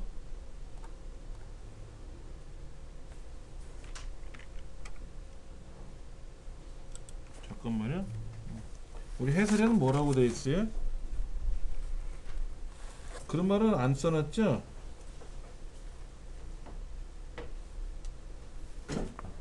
여기 보면 윤곽기호가 이렇게 1, 2, 3이라고 보이잖아요. 이걸 윤곽기호라고 합니다. 근데 3번이 안 보이는데? 3번이 안 보이는데? 부분합에서 1번 누르면 그룹별로 보이고 3번 누르면 개별적으로 다 보이는 거잖아요. 자, 그러면 일단 이거를 제가 데이터를 한번 바꿔볼게요. 피벗 테이블은 삭제해버리고 지금 데이터가 참 불편하게 되어 있는데요. 복사해서 다른 곳에다 붙여놓고요. 성별을 기준으로 정렬을 먼저 하고요. 그 다음에 이제 부분합에 들어가서 성별을 기준으로 합계를 이렇게 나타난 거죠. 그렇죠? 어떤 의미인지 아시겠죠? 그렇죠? 네, 이렇게 돼 있어서 지금은 이렇게 보이고 있나요? 이렇게 보고 있어요. 지금 그룹 2번 보고 있어요. 윤곽기호 2번 보고 있습니다. 자, 그러면 이렇게 있는 데이터를 가지고 차트를 만들었나요? 삽입에 가서 이렇게 보이는 거죠. 지금요. 여기 지금 3번은 뭐예요? 3번은 지금 그 얘기죠. 뭐 여기서 보면은 윤곽기호를 이용하여 수준 3의 정보 수준 3 여기는 표시가 되지 않았다 이 얘기를 하는 것 같아요. 근데 사실은 우리가 차트 연습할 때는 부분합에 있는 데이터로 차트를 만들지는 않았었잖아요. 그게 좀 헷갈리는 것 같아요. 여기서 만약 이걸 다 펼쳐주면은 보세요. 얘가 나타나고요. 여기 여자 것도 펼쳐놓으면은 여자 것도 나오고요. 그러니까는 지금 정신이 하나도 없잖아요. 그래서 그룹별로 봐라라고 하면 그룹만 보이는 거잖아요. 요약된 거. 요렇게 보겠다라는 거죠. 교재 90페이지 쉬는 시간 갖고 나서 다시 할게요. 교재로는 90페이지 작년도 1회 시험 볼게요. 1번 사용자의 기본 설정을 사이트가 인식하도록 하거나 웹사이트로 이동할 때마다 내가 네이버에 접속을 하게 되면 네이버에 로그인을 해야 되겠죠. 이때 로그인 정보들을 기록을 해두면 어떨까요? 쉽게 로그인이 들어올 수 있겠죠. 이제 그렇게 해주는 거를 뭐라고 부르냐? 쿠키라 그래. 쿠키. 이런 쿠키 정보가 밖으로 새 나갈 수도 있어요. 그런 쿠키 정보는 빼가는 악성 프로그램도 있습니다. 자, 즐겨찾기는 뭐 하는 거죠? 즐겨찾기 책갈피라고도 하죠. 북마크. 예. 히스토리는 뭐예요? 내가 어디를 다녀갔는지를 기록해 주는 거.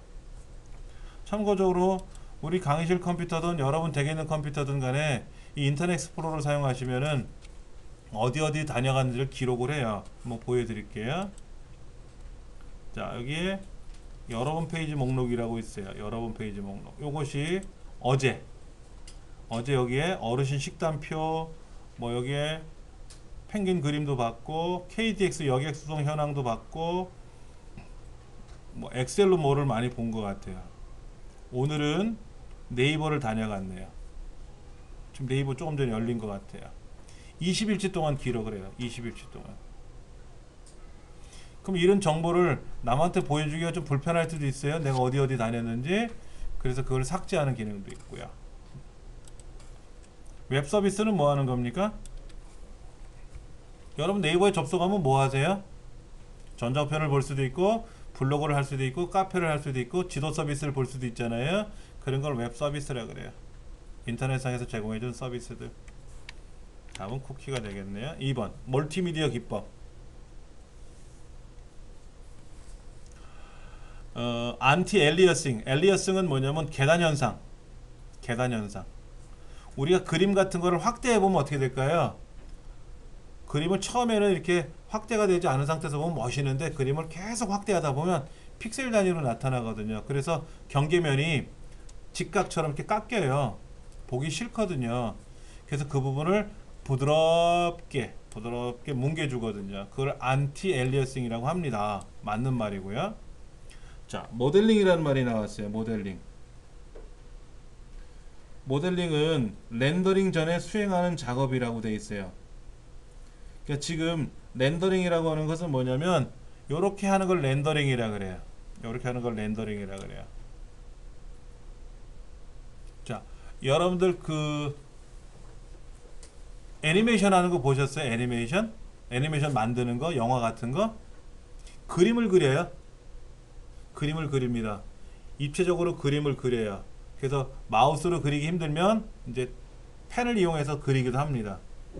그렇게 해서 뭐 콩오 팬더 그림 같은 거를 그리죠. 이렇게 그리는 거를 우리는 모델링이라 그래요. 건축 설계 같은 거나 3D 프린팅 같은 거 하려면 입체적으로 뭘 모양을 만들어야 될 거 아닙니까? 가로, 세로, 뭐 깊이 이런 걸 이용해서 X, Y, Z 축으로 그렇게 해서 만들어요. 그걸 우리는 모델링이라고 하고, 그 모델링에 맞춰서 가방을 우리가 디자인한다고 생각해보세요. 가방.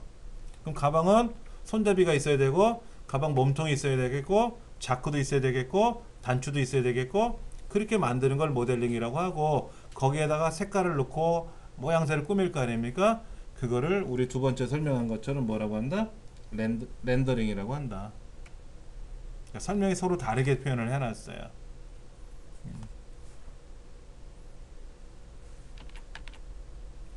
윈도우 7에서 저장된 파일의 위치를 재정렬하는 단편화 제거 과정이에요. 단편화 제거 과정. 그럼 무조건 조각 모음이에요. 데이터가 처음에는 순서대로 들어가요. 그 순서대로 들어간 데이터를 사용자가 임의적으로 삭제를 하기도 하잖아요. 자, 여러분 생각해 보세요. 여기에 지금 텔레비전 놓인 자리가 있었어요. 40인치 텔레비전이 놓인 자리가 있었는데, 텔레비전이 고장나서 버렸어요. 그럼 그 자리에 똑같은 40인치 모양이 들어오면 크기가 변동이 없는데, 만약 50인치가 들어오면 어떻게 될까요? 못 들어갈 거 아닙니까? 못 들어가면 어떻게 돼요? 다른 곳에 놔야든지 해야죠. 컴퓨터는요, 삐지고 못 들어가요. 다른 곳으로 들어가야 돼요. 50이란 크기가 40이란 크기에 못 들어가니까 어떻게 됩니까? 다른 곳에 들어가든지, 아니면 40 들어가고 10 나머지 다른 데 또 들어가야 돼요. 분리가 돼요. 컴퓨터는. 그렇게 분리가 하다 보면 어떻게 돼요? 자료가 흩어지죠. 흩어지니까 느려지거든요. 그래서 이걸 한 곳으로 모아놔야 돼. 그래 빨리 움직이거든요. 그렇게 하는 걸 조각이 발생했다. 그래서 조각 모음을 실행해라 하는 겁니다. 예. 자, 데이터 보안 침해 형태가 나와 있는데요. 우리 해설에 보면은, 거기 보면은 가용성 저해, 뭐 무결성 저해 이런 말들이 나와요. 근데 기밀성 저해라고 하는 것이 바로 가로채기, 소매치기 하는 거죠. 소매치기, 빼가는 거야. 빼가는 거. 가로막기는 뭐예요? 지나가지 못하게 막고 있는 거죠. 난 급한데 빨리 자료를 보내러 가야 되는데 못 지나가게 막는 거예요. 가로막기는 뭐라고 됐습니까? 가용성 저해라고 되어 있죠. 가용성 저해. 가로채기 하니까 어떻게 돼요? 내게 남의 손에 들어갈 거 아닙니까? 그러니까 그 안에 있는 정보가 보여질 거 아닙니까? 기밀성 저해가 되는 거고요. 그 다음에 위조나 수정 같은 거는 뭐다? 무결성 저해. 무결성 저해. 이런 말을 하는 거고요. 이 문제는 여러 번 나오더라고요. 여러 번 나와요. 최근에 들어서 많이 나오더라고요. 5번 디스플레이 설정. 테마 기능을 이용하여 바탕화면의 배경, 창, 색, 소리 및 화면 보호기 등을 한꺼번에 변경할 수 있다. 자, 한번 볼게요. 바탕화면에 가서 제가 오른쪽 버튼 눌러서 개인 설정 들어갈 거예요. 책에서는 뭐라고 되냐면 지역판에 가도 디스플레이라는 게 있는데, 자, 밑에 디스플레이 항목이 따로 있어요. 제가 전에 본 거는 뭐냐면요, 개인 설정이라는 항목에 들어간 거예요. 개인 설정 항목에 들어가면은 테마를 건드려서 배경 그림 바꿀 수도 있고 화면 보호기도 바꿀 수 있고 바꿀 수가 있어요. 그러니까 테마 기능을 이용하면 변경할 수 있다는 말은 틀린 건 아니에요. 맞아요. 그런데 얘가 디스플레이 설정에서 하는 게 아니에요. 개인 설정에서 하는 겁니다. 디스플레이 설정에 가면 해상도를 조정하거나 그런 것만 있어요.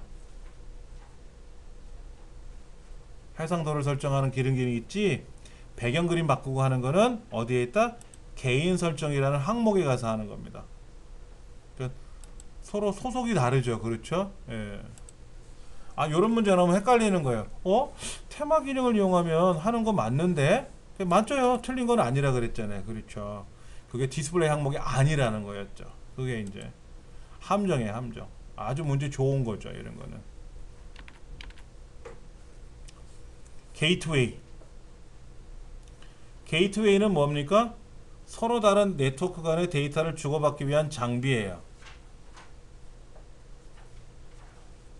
지금 해설해 보시면 아래 페이지에 뭐 네트워크 인터페이스 카드, 허브, 리피터, 브릿지, 라우터, 게이트웨이 이런 말들이 나와요. 그게 참 어려워요. 눈에 보이지도 본 것도 아니기 때문에 어렵기도 하지만은 방법은 없습니다. 뭐 다 보고 내가 이해하고 그렇게 해서 답을 맞출 수 있는 것도 아니다 보니까는 외울 수 있는 것도 외워야 돼요. 와이파이를 통해서 무선 통신망을 이용해서 음성을 전송하는 인터넷 전화 방식이 있대요. 무선 통신망을 이용해서 우리 그 카카오톡에서 보이스톡 하는 거 있잖아요. 그거 모바일 VoIP. IPTV는 뭐 하는 거예요? 인터넷을 통해서 케이블 TV 보는 거죠. 보통 케이블 TV라고 하는 거는 케이블 방송국에서 케이블로 데이터를 보내주는 거예요. 근데 IPTV는 인터넷을 통해서 보내주는 거거든요. 그럼 케이블이라고 하는 통신 매체가 얼마나 빠르냐 하는 건데, 요즘 인터넷은 기가 인터넷을 쓰기 때문에 굉장히 빨리 데이터를 보낼 수가 있어요. 그래서 IPTV로 많이 합니다. EPROM 저번 문제에서도 나왔었죠. 한 번만 기록이 가능하다, 수정할 수 없다. 이거는 PROM이에요. PROM. 공CD처럼 비어있는 상태로 오는 거예요. 그럼 내가 거기다 한 번만 기록할 수 있어요. 자외선을 이용하는 거는 EPROM이고요.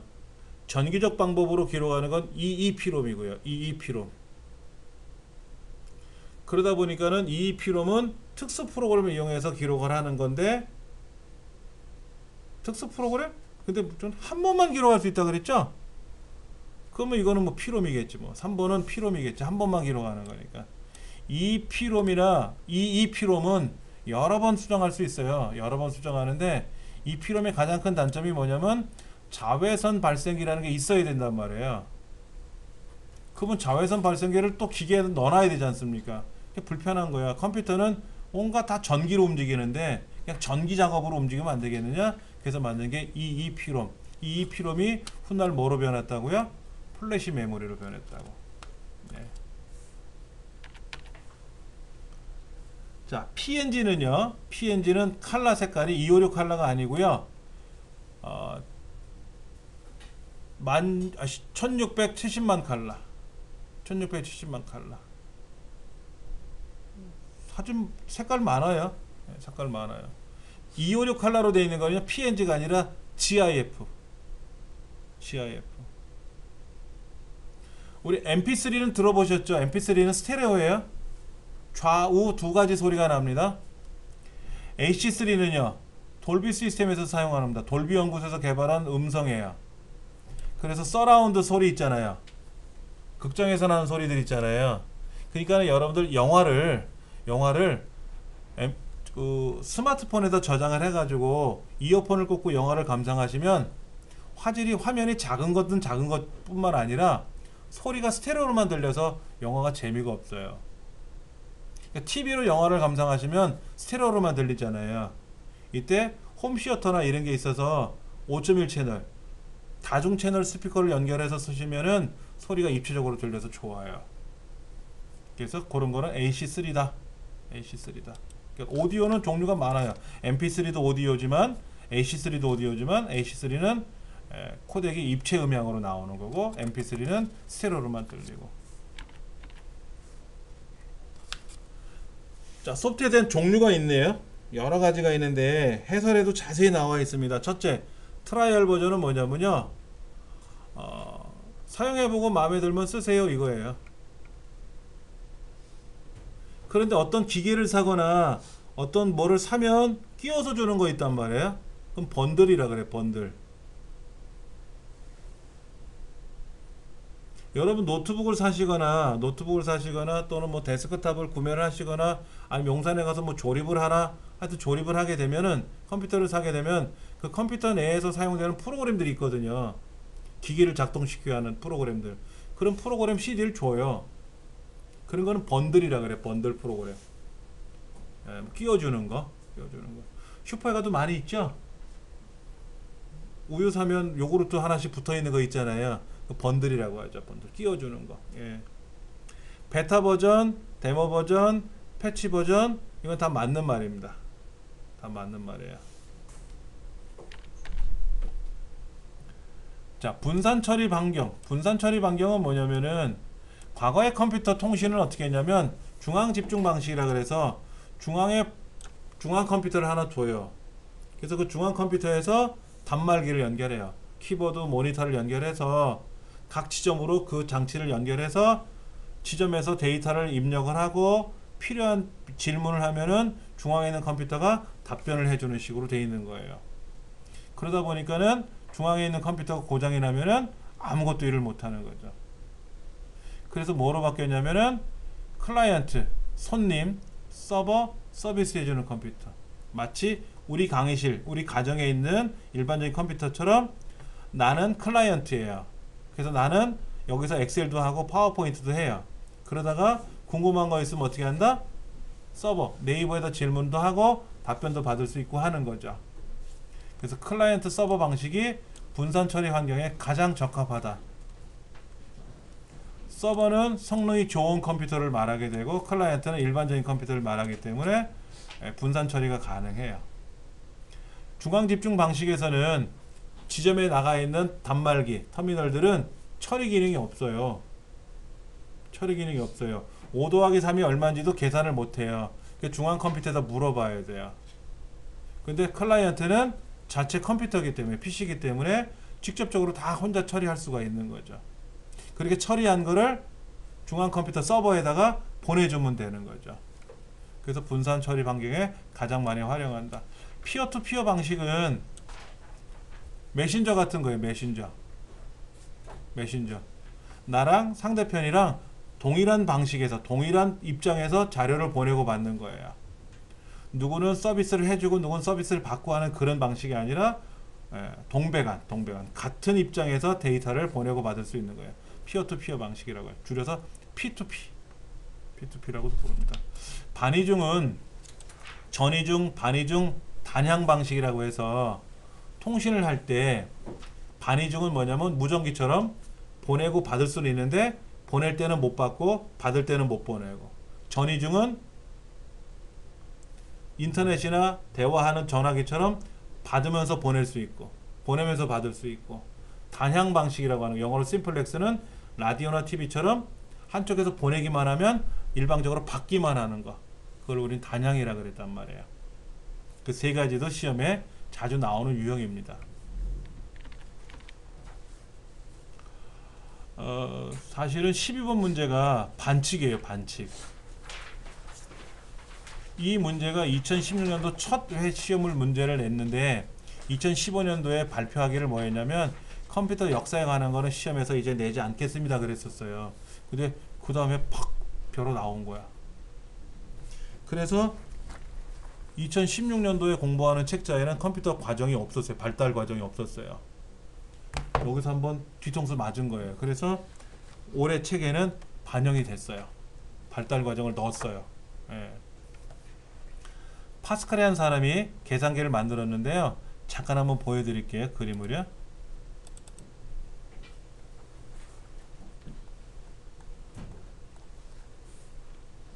여기 없나? 여기 있나?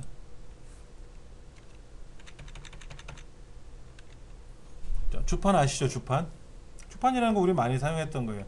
이 주판이 약 5,000년 전에 중국에서 만들어졌어요. 왜? 계산하기 위해서. 그런데 이제 계산하는 방식을 바꾸기 시작했어요. 이게 이제 파스칼의 계산기예요. 밑에 파스칼의 계산기입니다. 요거는 뭐 네이피어의 계산기고, 가운데 게 파스칼의 계산기고, 오른쪽에 라이프니츠의 계산기인데, 오른쪽에는 라이프니츠 계산기는 덧셈, 뺄셈, 곱셈, 나눗셈을 다 할 수 있고요. 파스칼의 계산기는 덧셈, 뺄셈만 할 수 있어요. 그림이 뭐 멋있게 나오지는 않은데요. 생김새는 어떻게 생겼냐면요. 전화기 다이얼처럼 붙어 있어요. 밑에 그림 보시면은. 밑에 그림이 확대해서 보여드리면 이렇게 되어 있는데, 여기 계산, 이렇게 다이얼이 있어요. 다이얼을 이렇게 또르륵 돌릴 수 있어요. 오른쪽으로 돌리면 덧셈이 돼요.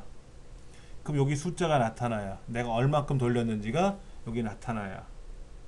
그러니까 57 그러면 두 번째 자리 5개 돌리고 끝에 자리 7개 돌리면 돼요. 그럼 드르륵 돌려서 57이 되고, 거기다 7 자리에다가 만약 5를 더하라 그러면 5개만큼 또 돌려야 될 거 아닙니까? 그럼 자릿수가 하나 툭 올라가요. 그럼 앞에 있는 여기 두 번째가 5가 6으로 탁 변하죠. 그렇게 오른쪽으로 돌리면 덧셈, 왼쪽으로 돌리면 뺄셈이 되게끔 요 안에 톱니바퀴를 여러 개를 넣어놨어요. 톱니바퀴가 있어야 돌아갈 거 아닙니까? 그래서 이거를 뭐라고 부르냐면 치차식 계산기, 치차. 톱니바퀴라고 하는 거를 한자로 치차라고 하는데, 치차식 계산기라고도 표현을 했었어요. 파스칼린이라고 써있죠? 파스칼린. 예. 그러니까 파스칼의 계산기라고 되어 있습니다. 파스칼의 계산기. 예. 근데 4층 연산이 가능한 건 아니에요. 라이프니츠 계산기가 4층 연산이 가능한 거고요. 파스칼의 계산기는 덧셈 뺄셈만 하는 거예요. 그래서 이러면 시험에 안 나겠다 그랬는데 대본에 내버려가지고 확 짜증이 나는 거죠. 그 다음에 천공카드 시스템은요, 홀러리스라는 사람이 만들었는데, 이 사람은 통계학자예요. 통계학자가 종이에다가 구멍을 뚫었어요. 이 1890 몇 년도인가 미국에서, 우리나라도 하지만 인구조사 통계를 하거든요. 10년에 한 번씩. 그럼 설문지를 돌리겠죠? 귀하의 나이는 그럼 27세, 성별은 남자에다 체크, 여자에다 체크, 학력은 뭐 집은 자가입니까, 전세입니까, 월세입니까 체크할 거 아닙니까? 그런 걸 딱 체크해서 종이를 미국 사람들 거 다 가져오겠죠. 그러면 어떻게 해야 될까요? 15세 한 명, 16세 한 명, 17세 한 명, 15세 한 명 더 추가하고 이렇게 체크할 거 아닙니까? 일일이 다 손으로 계산할 거 아니에요. 그렇게 하다 보니까는요, 한 7년 내지 8년 걸리더라 이거야. 인구조사 시작해서 결과까지 나오는데 7, 8년 걸리더라. 그래서 홀로리스가 빳빳한 종이에다가 설문지를 받아서 구멍을 뚫었어요. 그 자리에다 구멍을 뚫어가지고 그 종이가 지나가면 센서를 달아서 어디가 남자에 체크되어 있는지 여자에 체크되어 있는지를 알 수 있게끔 그런 걸 만들었어요. 그렇게 만들었더니 3, 4년으로 줄었다 이거야. 3, 4년으로 줄었어. 그러니까 통계 업무에서는 아주 직방 좋은 그런 사례가 된 거죠. 그래서 돈도 많이 벌었다 그래요. 그 벌어가지고 사업도 많이 했다 이런 얘기를 하는데, 하여튼 홀로리스는 우리 컴퓨터 역사상의 위대한 인물 중에 한 사람입니다. 에드삭이라는 것이 프로그램 내장 방식이라는 걸 도입한 최초의 컴퓨터가 되고요. 유니백이라는 것은 판매용 컴퓨터, 상업용 전자계산기, 상업용 컴퓨터의 최초가 되는 거죠. 1951년도에 유니백이라는 게 나왔어요. 우리나라에는 한국전쟁을 하고 있을 때 미국에서는 컴퓨터를 생산해서 팔아먹었던 그런 거죠. 그러니까 1번이 틀린 말입니다. 플래시 메모리. 플래시 메모리는 우리 많이 그동안 계속 나왔었잖아요. 그렇죠. 1번 중앙처리 장치 CPU하고 주기억 장치 사이에 위치한다. 이건 뭐예요? 캐시 메모리. 보조기억 장치 일부를 주기억 장치처럼 빌려 쓰는 거를 가상 메모리. 가상 메모리. 3번 주기억 장치에 저장된 정보를 주소로 접근하는 게 아니라 내용으로 접근하는 방법을 우리는 연상 메모리, 연관 메모리라고 불러요. 네 번째가 EEP롬을 개선한 거라 그랬어요. EEP롬 플래시 메모리. 네 번째가 맞는 말입니다.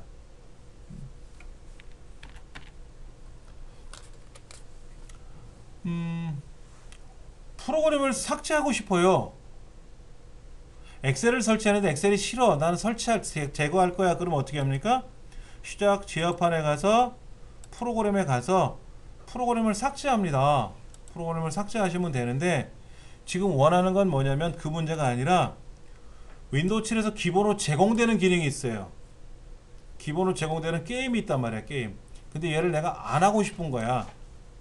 여기 시작 버튼 누르면 이 안에 프로그램 목록 중 게임이라는 기능들이 있단 말이에요. 나 이걸 하고 싶지 않아.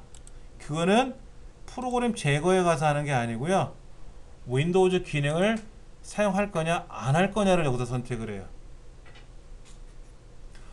윈도우에서 기본으로 제공해 주는 거는 여기서 처리하는 거고요. 윈도우에서 기본으로 제공하지 않은 나머지들은 프로그램에 가서 제거하는 거고요. 예. 오래 걸리네요. 뭔가 연결하는데. 자, 윈도우즈 기능을 사용할 거냐 사용 안 할 거냐 여기 들어가서 한다. 이렇게 보시면 됩니다. 15번. 이제 나왔네요. 여기 한번 보세요. 여기에 보면 게임이라고 있는데 난 게임을 아예 안 할 거야. 이렇게 선택했는데 아예 안 할 거야 라고 해제하고 확인 누르면 게임이 어떻게 된다? 사라져요. 사라져요. 근데 다시 내가 게임을 하겠다라고 하면 어떻게 돼요?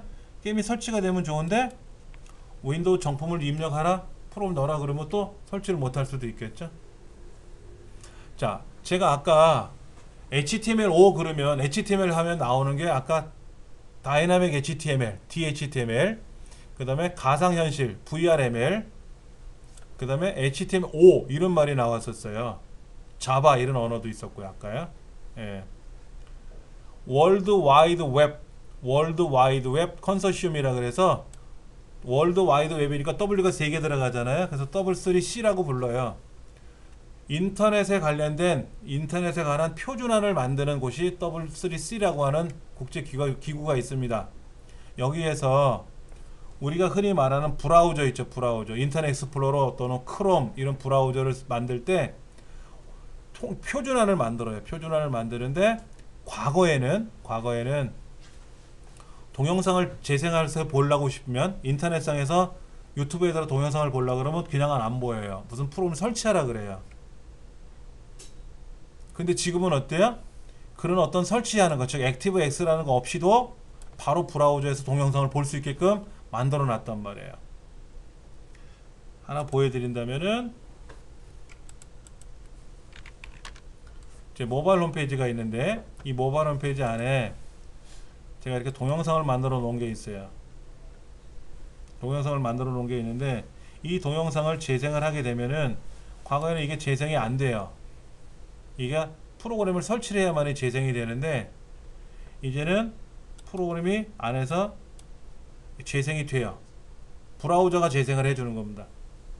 지금까지는 이미지는 재생해 줬어요. 이미지, 사진은. mp3 노래는 재생을 해줬는데 동영상 재생을 못해서 이 동영상 재생하는 프로그램을 별도로 설치를 해줘야 돼요. 그런 걸 액티브X라 그래요. 근데 그런 것 없이도 이제는 브라우저 자체에서 동영상을 재생해 줄 수가 있는 기능이 생긴 거죠.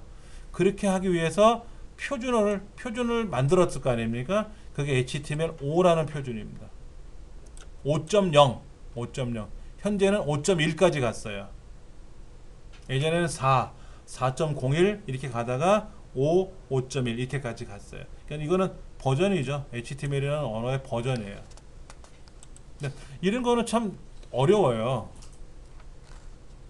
그러니까 뭐 액티브 X 없이 이렇게 하면 HTML5 뭐 동적 이런 거라면 DHTML 가상현실 그런 VRML 이렇게 요소별로 암기하는 수밖에 없다라는 거죠. 작업 표실에 가면 작업 표실이 뭔지는 아시죠? 이게 작업 표실인데 밑에 이렇게 좀 작업 표실이 나타났는데 작업 표실이 뭐가 꽉 차면 이 크기가 자동으로 이렇게 막 늘어나고 이렇게 됩니까? 이렇게 안 늘어나요. 이 높이는 사용자가 지정해주면 이거로 고정되는 거예요. 이거를 사용자가 이렇게 높이를 가만히 뒀는데 알아서 뭐가 꽉꽉 차면은 이 높낮이가 조절이 되게끔 하는 기능은 없어요. 있으면 좋을 것 같은데 사실은 사용하다가 갑자기 얘가 높아지면 어떻게 돼요? 불편할 수도 있어요. 네, 높아질 수 있어요. 그거는 틀렸다. 나머지는 즉 우리 시작 버튼 누르면 어떻게 돼요? 시스템 종료라고 되어 있죠.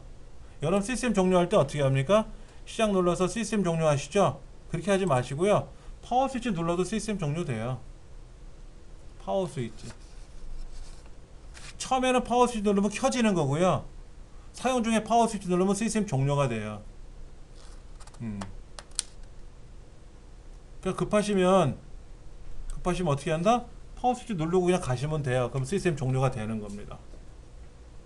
그리고 모니터만 끄고 가시면 되겠죠. 근데 우리는 모니터를 못 끄게 돼 있으니까 지금 그런 거고. 17번. 자, 윈도우 7에서 유해한 프로그램이나 불법 사용자가 컴퓨터 설정을 건들려고 그래요.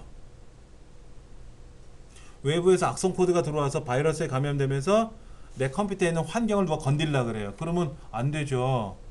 내 거는 내가 건드려야지 제3자가 건들지 못하게 막아야 되거든요. 그렇게 도와주는 계정이 그 기능을 사용자 계정 컨트롤이라고 그래요. 윈도우즈 디펜더는 뭐냐면요. 윈도우즈 디펜더는 윈도우가 제공해주는 백신이에요. 우리는 알약이나 이런 백신을 설치하지 않습니까? 근데 윈도우 7서부터는 윈도우 7, 특히 윈도우 10 같은 경우는요. 윈도우 8이나 10은 이 윈도우 디펜더 기능이 굉장히 강력합니다. 그래서 내 USB 메모리 안에 어떤 악성 코드에 감염된 것들이 있는 걸 모르고 꽂았잖아요. 그럼 알아서 다 잡아줘요. 굉장히 성능이 좋습니다. 시스템 보고는 말씀을 드렸죠. 이상창 되돌리는 거고요. 비트로커라는 기능이 있어요. 비트로커는 기능이 여러분 자리에 있을지는 모르겠는데 제 걸 한번 보여드릴게요. 오른쪽 누르면 비트로커 켜기가 있어요. 여러분 내 컴퓨터에 가서 USB 메모리나 하드디스크에 가서 비트로커 켜기라는 게 있는지 한번 보시면 돼요. 비트로커는 뭐냐면요. 하드디스크라든지 USB 메모리에다가 암호를 걸어주는 거예요. 못 열게. 자, 내가 사용하는 USB 메모리 어쩌다가 사용하다가 분실할 수도 있잖아요. 그 안에 뭔가 데이터가 들어있는데 그 데이터를 남들이 보면 어떨까요? 싫잖아요. 암호를 걸어놔 버려요. 그럼 암호를 못 맞추면 아예 안 열려요. 그게 비트로커 기능인데 지금 여러분 자리에 비트로커가 되나 한번 확인해 보세요. 내 컴퓨터에 가서 하드디스크를 선택하고 오른쪽 버튼 눌렀을 때 이렇게 방패 모양으로 비트로커 켜기가 있는지를 먼저 보셔야 돼요. 이런 메뉴가 없는 것도 있거든요.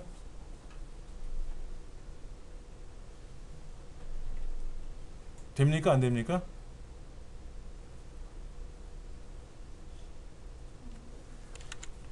자, 제가 한번 보여드릴게요. 내 컴퓨터에 가서 제가 오른쪽을 눌러서 뭐를 할 거냐면요.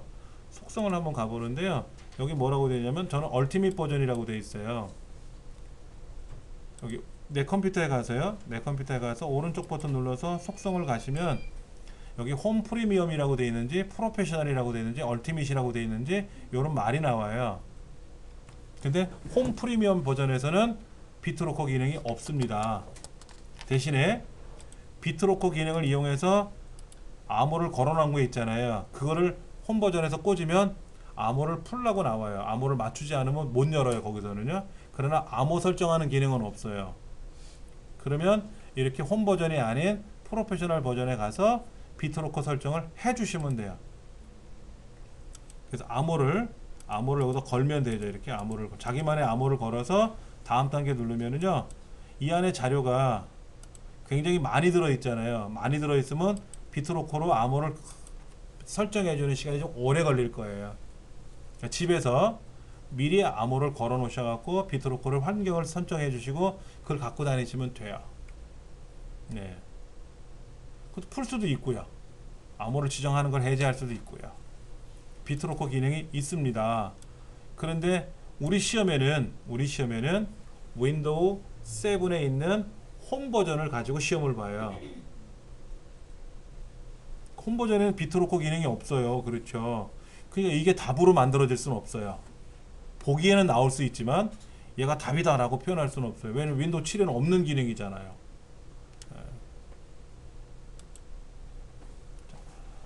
다음 문제. 네트워크 주변을 지나다니다가 네트워크 안에 들어다니다가 패킷이 뭐냐면 데이터가 지나가는 데이터의 묶음을 패킷이라 그래요. 패킷을 엿보다가 요거는 패스워드 같은데 요거 아이디 같은데 이런 거 그럼 그걸 빼가는 경우죠. 여러분들 그 은행에서 나오는 사람들이 뭔가 가방 같은 거를 이렇게 품에 안고 막 나오는 사람 같으면 돈을 찾은 사람이라고 생각할 수 있잖아요. 그런 사람들 소매치기 한다는데 소매치기 할 때 그런 사람들 눈여겨보면서 한대요.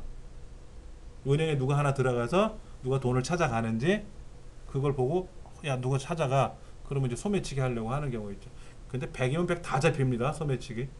근데 그런 것처럼 소매치기를 하려고 하는 거예요. 통신상에서도 그게 스니핑이라고 하는 거예요. 스니핑. 예. 이런 용어들이 좀 낯설죠. 그렇죠. 근데 시험엔 이런 보안에 관한 문제들이 계속 요즘 추세예요. 잘 나와요. 많이 알고 계셔야 돼요. 그 다음에 아주 보편적으로 아주 옛날부터 많이 나왔던 문제가 이런 거죠. 연산 속도 1ms는 1000분의 1초. 옆에 2번 마이크로 세컨드는 100만 분의 1초. 1나노세컨드 10억 분의 1초. 피코세컨드 1조분의 1초. 1조. 예. 그러니까 1조가 가장 1조분의 1초니까 가장 빠르겠죠. 그러니까 피코, 나노 이렇게 마이크로라는 말은 우리 많이 나올 거예요. 그렇죠. 자, 프린터 인쇄할 때 발생하는 문제가 있어요. 프린터 인쇄가 안 돼요 하고 전화가 와요. 갑자기 어떻게 인쇄가 안 되는데요? 그냥 안 돼요. 인쇄 눌렀더니 인쇄가 안 된다는 거야. 그럼 뭐라고 나옵니까? 화면에 안 된다고 나옵니까? 뭐라고 나옵니까? 이유가 있을 거 아니에요. 메시지가 나와요. 프린터기가 켜져 있는지 꺼져 있는지 케이블을 연결 상태를 확인하라고 나오든지 뭐가 있을 거예요. 그래서 물어봤어요. 혹시 프린터에 불이 들어와 있습니까? 했더니 불이 안 들어와 있대요. 그럼 프린터에 전원을 켜야 될 거 아닙니까? 근데 전원 버튼을 눌러도 안 켜진대요. 그럼 거꾸로 어딜? 전기줄 따라가 보면 되죠. 멀티탭에 꽂혀 있대요. 멀티탭에는 불이 들어왔으니까 여기 꺼져 있네요. 그러더라고. 거기를 켜고 프린터를 켜니까 프린터에 전원이 들어오지 않습니까? 그럼 100% 인쇄가 되겠죠. 질문이 많이 와요. 사실은. 왜? 놀래서 그런 거예요. 놀래서. 어려워서 그런 게 아니라. 자, 그런데 스플이 뭐라 그랬어요? 스플? 프린터에서 인쇄 명령을 걸면 인쇄가 끝날 때까지 그 프로그램이 멈춰요. 아래 한글에서 인쇄 명령을 걸었잖아요. 그럼 아래 한글로 인쇄를 할 때 20분 동안 인쇄해야 된다. 그럼 20분 동안 아래 한글이 멈춰 있어요. 그럼 아래 한글 작업을 못 해야. 그 작업은 계속 해야 될 거 아닙니까? 그래서 이걸 직접 프린터로 전송하면 프린터가 느리기 때문에 하드디스크 일부 공간에다가 인쇄 명령을 대신 걸어놔요. 그러면 인쇄할 데이터가 프린터로 가는 게 아니라 하드디스크라고 하는 스풀 공간에 먼저 들어왔다가 그 스풀에서 데이터를 보내주는 거거든요. 그럼 인쇄는 인쇄대로 되고 아래 한글은 아래 한글 따로 쓸 수가 있는 거예요. 그런데 걔가 에러가 났다? 그 프린터 스플러 서비스를 중지하고 수동으로 다시 인쇄한다? 그런 말은 없어요. 이런 말 자체가 없어요. 되게 요상스럽고 어렵게 만들어놨는데 그런 말 자체가 없습니다. 왜냐면 스플은 윈도우가 서비스 해주는 거예요. 윈도우가. 그러니까 뭐 프린터 스플러 서비스를 중지하는 것도 없어요. 그게 중지하려면 컴퓨터를 꺼야 중지가 되겠죠. 뭐. 근데 스플러 서비스를 중지할 수는 있습니다. 스플러 서비스가 중지를 하게 되면 다시 인쇄를 한다 하더라도 아래 한글은 멈춰요. 인쇄가 끝날 때까지. 그렇다고 인쇄할 때 발생하는 문제가 해결되는 건 아니에요. 이렇게 해서 문제가 발생하는 경우는 아닌 거니까는 하여튼 2번은 틀린 말이다. 나머지는 다 맞는 말이고요. 인쇄물의 상태가 좋지 않으면 헤드, 카트리지 청소를 하거나 교환을 해야 되겠죠. 유효성 검사. 우리 유효성 검사는 필기시험 문제에 안 나왔었어요. 그렇죠. 제가 설명은 드렸었나요? 자, 여기다가 숫자를 입력을 해야 되겠는데 어디 갔더라? 요거 여기다가 데이터를 입력을 해야 되는데 요 숫자를 너무 커서 0서부터 100 사이에 들어가게끔 할 거예요. 그러면 데이터에 가서 유효성 검사에 들어가서 여기다가 값을 정해줘요. 0에서부터 100 사이에만 넣으세요 라고 이렇게.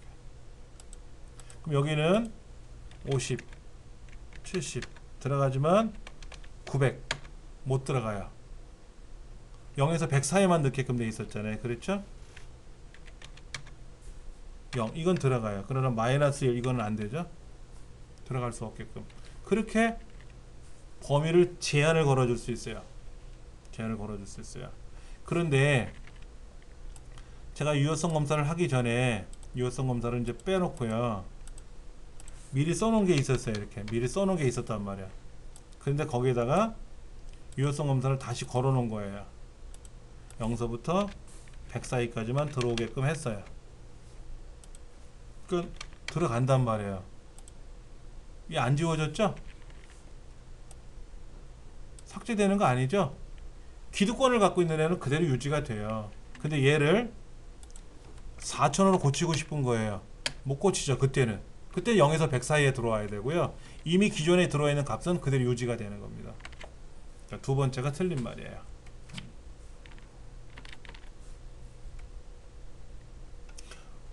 우리 요거 문제 공부한 적이 있었는데 우리 시험에 공부할 때는 행과 열에 대해서 물어봤었어요. 행과 열. 관계토 학생이 국어, 영어, 수학 시험을 봤는데 국어 점수는 그대로 두고 영어와 수학 점수에 대해서 행이 어디냐, 열이 어디냐 이런 거. 뭐 금액, 기간하고 이자율, 퍼센트를 가지고 뭐 만기 금액이 어떻게 되는지 이런 거를 계산하는 거 있었는데 지금은 하나의 요소만 갖고 하고 있죠. 기간하고 이자율 두 가지를 물어보지 않고 지금 기간만 물어봤어요. 기간만. 이것도 데이터 표죠. 필터는 아니죠. 필터는 걸러내는 건데 걸러내고 자식할 게 없어요. 목표값 찾기는 뭡니까? 거꾸로 계산하는 거죠. 내가 매달 5만원, 50만원씩 입금을 못해? 나는 30만원씩 입금할 수 있어? 그럼 기간이 늘어나야 되겠죠? 그 기간이 역으로 몇 년이 될 건지 역으로 계산하는 게 목표값 찾기죠. 그렇죠. 예. 데이터 통합. 데이터 통합은 우리 많이 해봤었어요. 예를 들어서 원 데이터 영역을 블럭을 잡아주고 데이터 통합에 들어가서 첫 행과 왼쪽 열을 선택하는 거 이런 거 우리 기억이 나실 겁니다.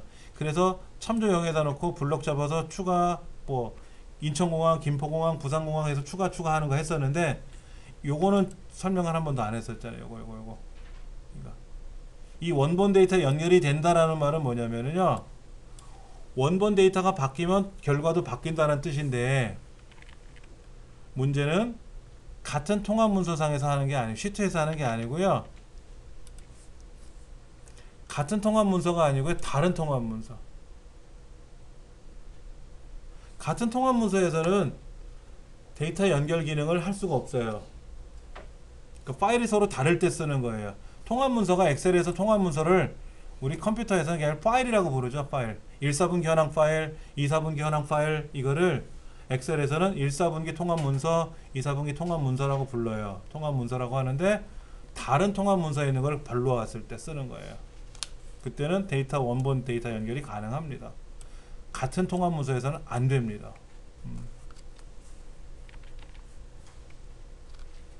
자, 여기서 중요한 거 세 번째, 네 번째 같은 조건을 걸 수가 없다고 했었어요. 조건을 걸 때는 항목이 옆으로 펼쳐져야 된다 그랬어요. 가로로요. 그렇죠? 근데 조건을 걸 때 같은 줄에 같이 나란히 조건을 걸면 뭐뭐이고 그리고 이거고 서로 조건이 위아래가 서로 다를 때는 뭐다? 뭐뭐이거나 또는 이라 그랬어요. 그렇죠? 그것이 다르다. 25번. 자, 월요일 다음에 수요일이에요. 요일은 컴퓨터가 알아들어요. A, B, C, D는 못 알아들어도 월요일, 수요일은 알아들어요. 근데 이 두 개를 블럭 잡아서 자동차에 쭉 내리면 요 다음 셀에는 뭐가 들어올까요? 월 한 칸 띄고 수. 그러니까 한 칸 띄고 목. 수 다음에 목이고 건너뛰어서 금. 금요일이고. 그 다음에 금 다음에 토요일 건너뛰고 일요일. 일요일 건너뛰고 월 건너뛰고 여기는 화요일.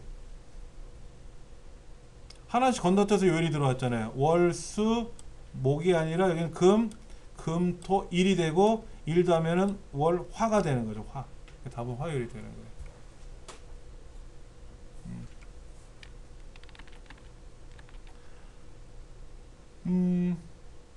우리가 보세요. 여기다가 데이터를 입력하고요. 뭐라고 입력을 했어요? 엔터 치면 어떻게 돼요? 내려가죠? 자, 여기서 홈키 누르면 어디로 가요? 홈키 누르면 J의 첫 번째로 갑니까? 아니면은 J에서 A로 갑니까? 앞으로 가죠? A 번째로 가는 거예요. 홈은 앞으로 가라는 거거든요. 그러니까는 지금 C의 다섯 번째에다 놓고 C의 다섯 번째에다 놓고 여기다 놓고 지금 여기다 놓고 나서 홈을 누르면 C의 첫 번째로 가는 게 아니라 어디로 간다?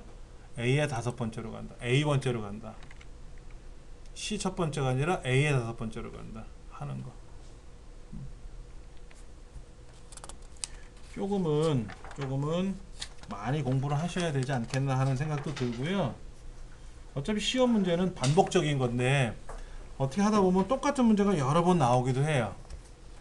여러 번 나온다는 문제는 뭐예요? 그게 중요하다 중요하지가 않은 게 아니고요. 문제 은행식으로 나온다 그랬잖아요. 문제 은행식으로. 그러니까는 제가 아까 이거는 요즘 자주 나오는 추세입니다 라는 거 있었어요. 보안에 관한 것들, 통신에 관한 거. 그리고 어떤 거는 반복되는 건데 그런 것들은 매번 또 반복될 수 있잖아요. 중요해서가 아니라. 그러니까 문제를 많이 보셔야 돼요. 많이. 문제 보고 답 보고 문제 읽고 답 읽고 해서 많이 눈에 담아 놓으시면 합격하시 수월할 겁니다.